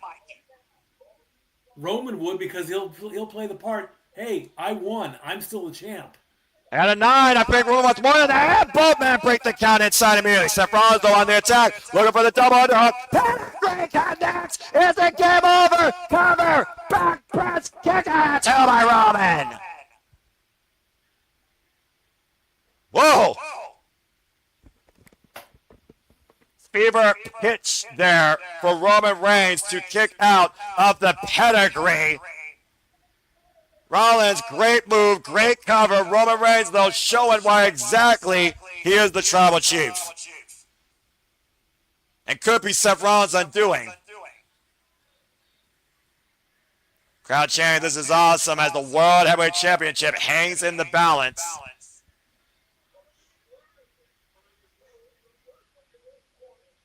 Surprised that Roman Reigns is even moving at this point. And Seth Rollins is standing up straight. Rollins in position right now, looking to burn it down. As we've seen every week, he has curves on Roman. Punch! And Roman Reigns counter off the far leg. Back press, kick out to by Seth. At this point, though, I think both these men are kicking on instinct, though, Walter. Yeah. Straight instinct. I don't even think they realize where they are sometimes. Yeah, but I'd say they know each other so well, they know also exactly what they can take from one another. At this point of the match, who is in the better favor right now, Mikey? The champ. Remember, Seth has to beat Roman. Roman does not have to beat Seth. But Roman accepted this. Seth instigated on this. So what does that mean for Roman if he doesn't win? Okay, he loses the belt. That's all right for Roman. He's still the tribal chief. Yeah, but are you the chief if the pack doesn't want to lead you anymore with the title? Yeah, what confidence does the tribal chief have in himself? He can't beat his own freaking brother, Seth freaking Rollins, who's upset him every chance he could get in his career when it matters the most. Going all the way back again to WrestleMania 31. That might be the first domino to fall. You can't beat him, and you expect me to beat everybody I want. You yell at me when I can't win the IC title or the tag titles. God bless you. Roman Reigns right now with the war cry. Whoa, man! And Seth Rollins once again on the move. Stop! He's gonna kick out, please. Just to have the covers and up there. Seth done a kick out to by Roman. That wasn't a kick out at 2. That was a kick out at 2.999. That was a rollout. Yeah, call whatever you will. The fact of the matter, it was not a 3 on the canvas. Again, that was a full-speed spear, face first, the second turnbuckle. Perfect sound for Seth Rollins for a curb stomp. Dead in the middle of the ring, sits in the cover. And to your point, Roman somehow was able to get the shoulder up. How many more cards do each of these men have left in their deck? 4 of a kind in a pair. At the end of the day, who's in whose shadow more? Roman Reigns, in my opinion, is in Seth Rollins' shadow more. He may be more successful. He may be the superstar. But at the end of the day, if Roman can't beat Seth, what does that say about Roman Reigns? That he can lose once in a while, and it's okay. It's not. What does that say about Seth, though? Considering Seth has had Roman's number every time, if he can't beat Roman now, I wonder if Seth even has anything left to prove in WWE at this point. It'll say a lot in the GOAT conversation. Yeah, well, we always talk about the proverbial goats of this business, whether you talk about Paul Levesque, John Cena, insert name here, Brock Lesnar. Again, Roman Reigns right now, his own class, of course, Undertaker.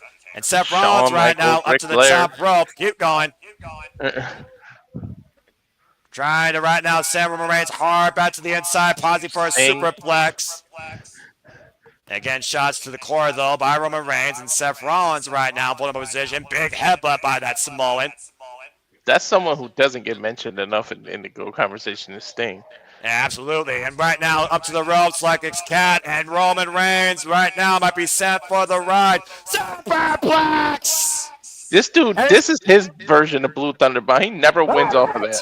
And Roman Reigns got the guillotine. I thought he was going to go for that Falcon follow-up. Roman Reigns counterlines. That was a beautiful counter. Nope, you got to grapevine your legs around him and lay down to lock this in real good. Well, Seth Rollins' head is locked in, though, inside that bicep of Roman Reigns. Look at the pressure being exerted here. The right way to do this move, you got to lock it around the waist. There you go. Oh, boy. And that's completely cinched in now, Walter. But you also know as well as I do, Walter, the more Roman squeezes, the more likely Seth Rollins could actually slip out. Especially at this point of the match where they're both sweaty, and now they're on their side. Discoloration all over. People got to realize you hurt your own arm trying to do this move. Exactly, all that pressure being applied. And you see the way Seth Rollins right now, the discoloration on his face, a raging red or a freaking incapacitating purple. You decide, trying to hoist up Roman Reigns and get himself back up to a vertical base for any sort of sense of reprieve. Now carrying Roman Reigns waits. He's going trying to to trap the head. Falcon Arrow. He's going to turn it to the Falcon Arrow. And let's see if you're right here. It's again able to escape, turn him around. Oh, Roman Reigns escaped out the back door. Roman on the move now. Spear! Spear by Roman! Cover! Two! No! Yo! Seth Rollins kicked out! I thought it was over. I want a replay on that count. I've already had him. Take a look. That was full force. But watch the referee's hand. Look at it. Oh, man. Just kicked out. That ref hand did hit the mat. About inches away from the canvas. So what's next? Seth hits the spear. Roman hits the stomp. Roman's probably going to go for the stomp, damn sure. Or do they look at another Brothers playbook? Which one uses Paradigm dirty shift. deeds? How about that one? One of them should use dirty deeds. Yeah, paradigm shift. And Roman Reigns jaw-jacking Seth Rollins right now. Again, how far does this bad blood go in proving who the better of the two is? That's what's at stake here. That's what matters. And Seth Rollins right now just egging on Roman Reigns, instigating the tribal chief. And Roman right now, that savage Samoan temper might be coming out. I almost wonder, is there a sense of doubt trying to rise up inside the mind of the tribal chief, and he's trying to remind himself exactly why he's acknowledged. Now Roman Reigns looking to pick up speed from 0 to 500. You called it, Mikey.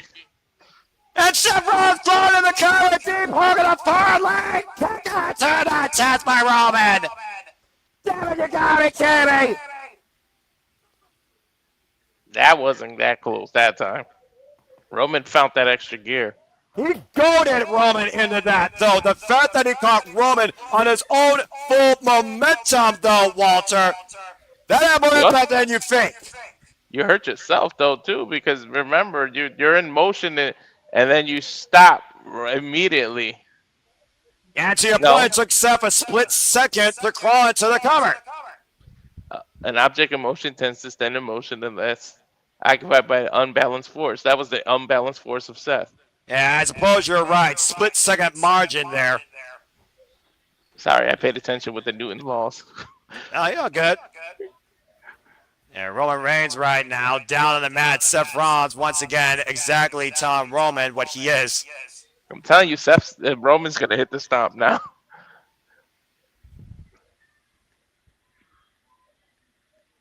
And tonight, you're not going to take that from me. Seth Rollins right now, maybe just talking to himself. Again, I do wonder which man has more doubt within them this deep in this match.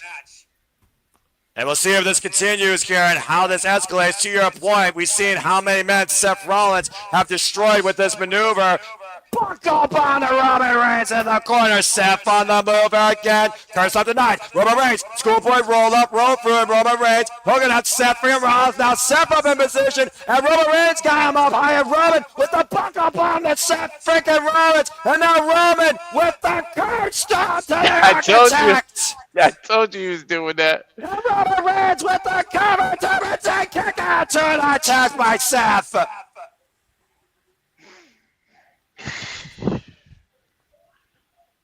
Oh God, dude! Can you imagine the tribe of if the Rock's music hits right now at this point? Well, at this point, Mikey, they've done everything on each other's playbook. You got another chapter in mind? This is about being the best. This is about a damn championship. And you're seeing how far these men are willing to go to close this point after 12 damn years. And we're still waiting for the result here. What a damn freaking match this is. No one's the hero. Everybody's a villain. Both these men are their own hero and villain in their own stories. The question is, who leads with the victory? Who writes the ending?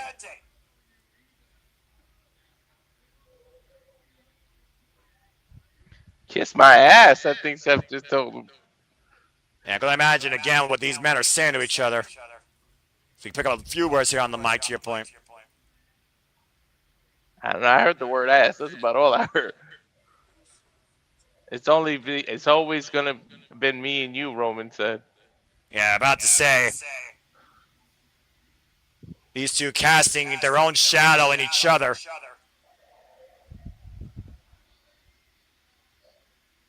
Both these men right now, eye to eye, jaw jacking. Roman Reigns, big overhead right.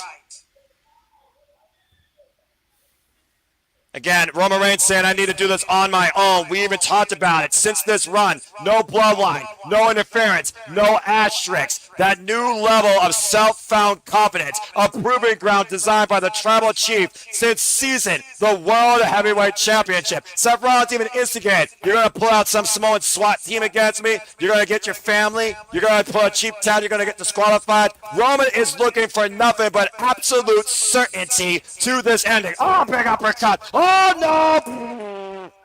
The ref got knocked to the official! And big shot to the John, another massive uppercut there. Seth Rollins down to the rope. Rebound. Layering it! Shades of John Moxley! Yep. Shout out to Dean Ambrose, the lunatic friend! And the club paradigm shift! Oh, no! Go for And now Roman Reigns. Shout out to the third Shield member with the dirty deeds! Oh, no! It's not, yeah. I'm still calling it the paradigm shift. Screw that. Well, right now, Roman Reigns is calling for a finish. Once again, in position. The war cry. Reigns out of Minnesota. It's bad for the referee! Oh, no! Stop by Seth to Roman! There's no referee above down. What the fuck happens now? I have no idea. Well, we know Moxley's contract is fully intact, so we know that ain't what's going to happen. I suppose you're right there.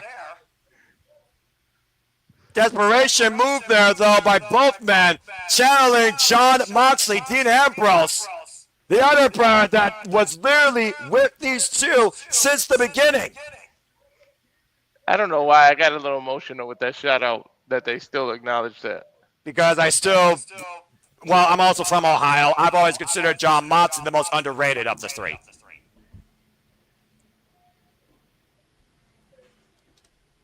This is one of those matches that's still a fever pitch, Mike. You can flip a coin, you still might be wrong. Yeah, absolutely. Is Seth gonna go under some underhanded tactic? Well, we know yeah, we're about to say. You might be onto something, Mikey. We know the architect always has a plan. He's always had a plan since betraying the Shield back in 2015 with a steel chair shot to the spine of Roman Reigns. That's what has defined these two for the better part of a decade. Oh, no. Uh-oh. And the instrument to the first chapter might very well be the tool to closing this saga. 12 years ago, one swing, and the rest is history. That chair has got more meaning than, and it's to his back. Exactly. He's gonna see it coming this time. And we'll find out this time, Walter. Roman Reigns slowly staggering up to his feet. Seth Rollins in position to turn around. Oh, big uppercuts! Again, the referee nowhere to be found. The last time Roman Reigns went after that proverbial weapon, it cost him everything. Does he need it for this ending? Can he put this proverbial shadow away once and for all? Does he need that, though? Can you imagine if he does it? I mean, that chair has a lot of weight to it, and I don't mean physically.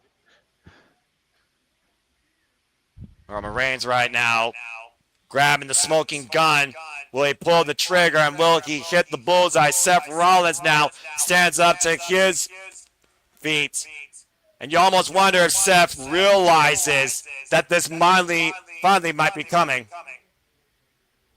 I wonder if both these men are ready for this closer. And Roman Reigns right now just, whoa. Yeah, he threw the chair away. And Seth right now can't believe it. Seth almost was bracing himself for it, and he's pointing to the center of the ring. Remember what Seth said, I will always have you one way in this business, and that is professional wrestling. Roman wants no asterisks. Let not the past define the present and figure the future. Let us sell this once and for all in the middle of the ring. Roman Reigns, Seth Rollins, this is their end game, and they don't want it any other way. And you can see it clear as day on their faces.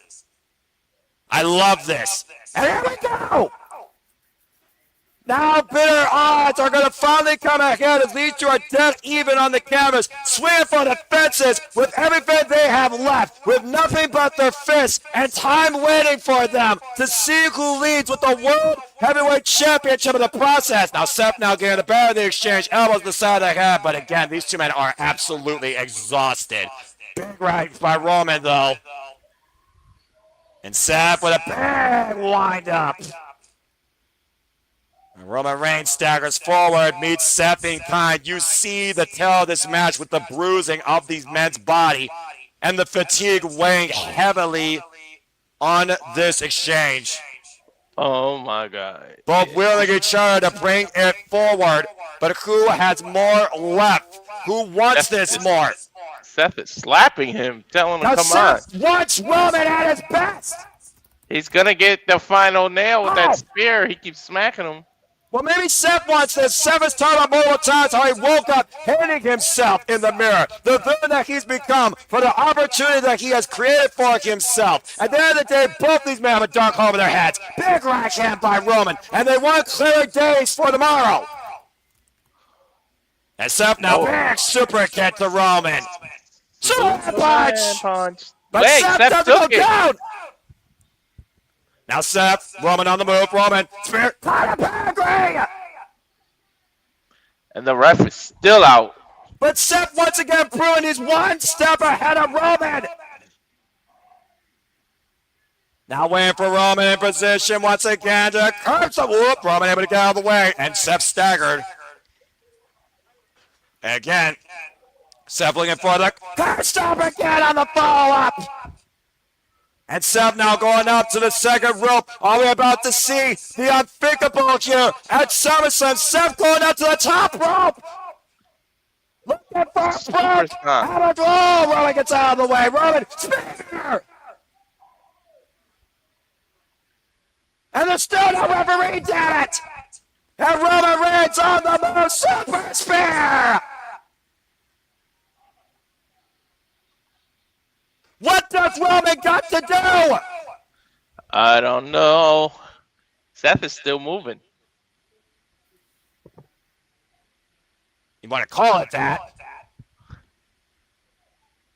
What is going through Roman's head? I have no idea at this point. Hooah, probably. Well, I think that you might be onto something here, and I think Seth right now is about to witness his end. Staring up to his feet. Spear! The referee back in the ring, and this is over. Roman Reigns finally beats Seth freaking Rollins. Roman retained. Where'd the ref come from? That was literally out of nowhere. Out of nowhere, indeed. What a way to end SummerSlam. And what a way to end a 12-year story of a fallout of brothers to see who finally was the better man. Look at the tail post match. Both men down, middle of the ring. Roman Reigns is still the World Heavyweight Champion, but more important than that, Roman Reigns finally got that proverbial shadow out from underneath him. And he did it all on his own in the main events against Seth freaking Rollins. Sure we really wrote the last chapter of this book. Indeed. I'm not sure how much further you can go, honestly, though. Brothers, I'd like to quickly say thank you to the 912 people. I got a text that I have to handle. I love you all, guys. I got to take off. Thursday, April 6th, 8 o'clock.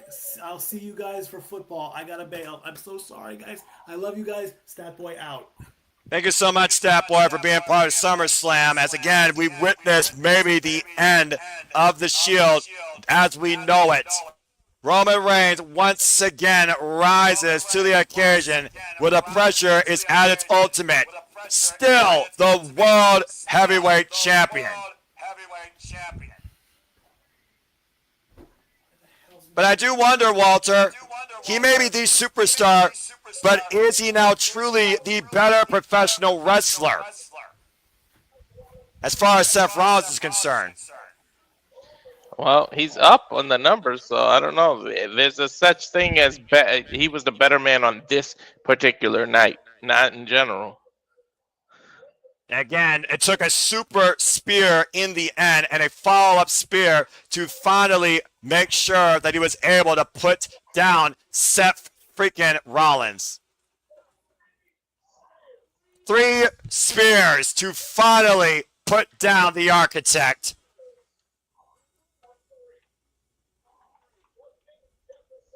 Took a 3 to finally close the chapter on what was a brotherhood of 3, but only one now stands at the top. All loose ends might finally have been tied up once and for all.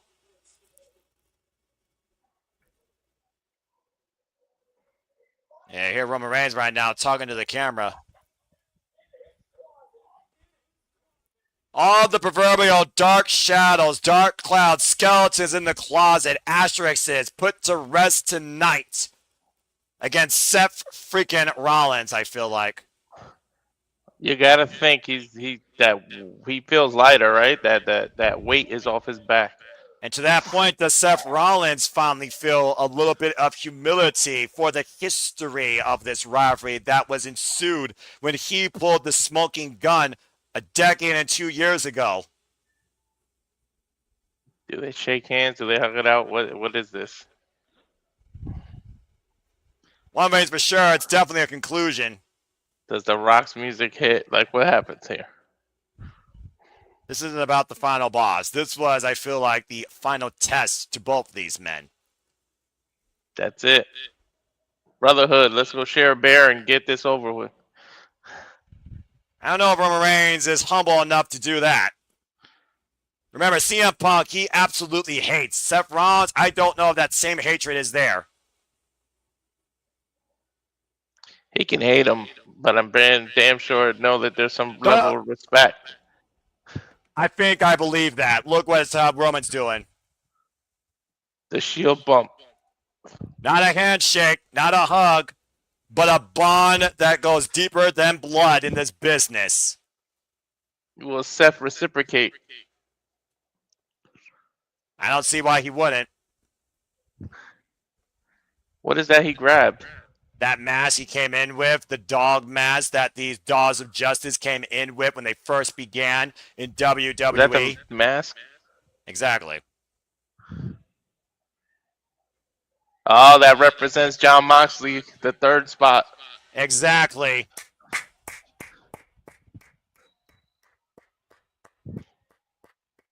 Woo! I just got goosebumps. The Shield, then, now, and forever.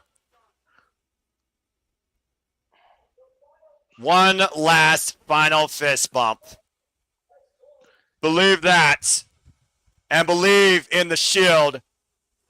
And believe that this book on the Shield has finally been closed by Roman Reigns defeating Seth freaking Rollins. Roman just said, I love you guys. As both men move forward on different paths, Seth Rollins is going to have a ton of things to reflect in this defeat, but also in this ending. Roman Reigns, the result remains the same, and business moves forward for the tribal chief. With Owen Femi possibly looming, I can only imagine what's next for Roman Reigns and Seth freaking Rollins. Why haven't the credit roll or the little symbol in the bottom? It's a moment, it's closure, and at the end of the day, the emotions tell the story. What also tells the story is this incredible, definitive ending for over a 15-year saga for Roman Reigns, Seth freaking Rollins, and Dean Ambrose, Jon Moxley.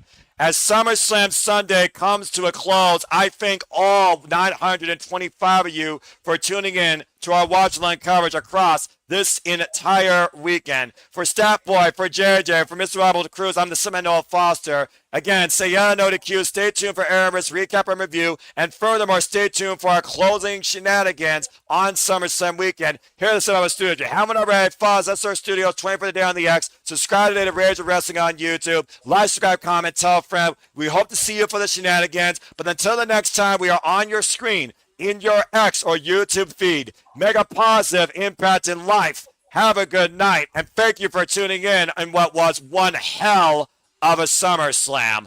Walter, cut the fucking feed. Believe that.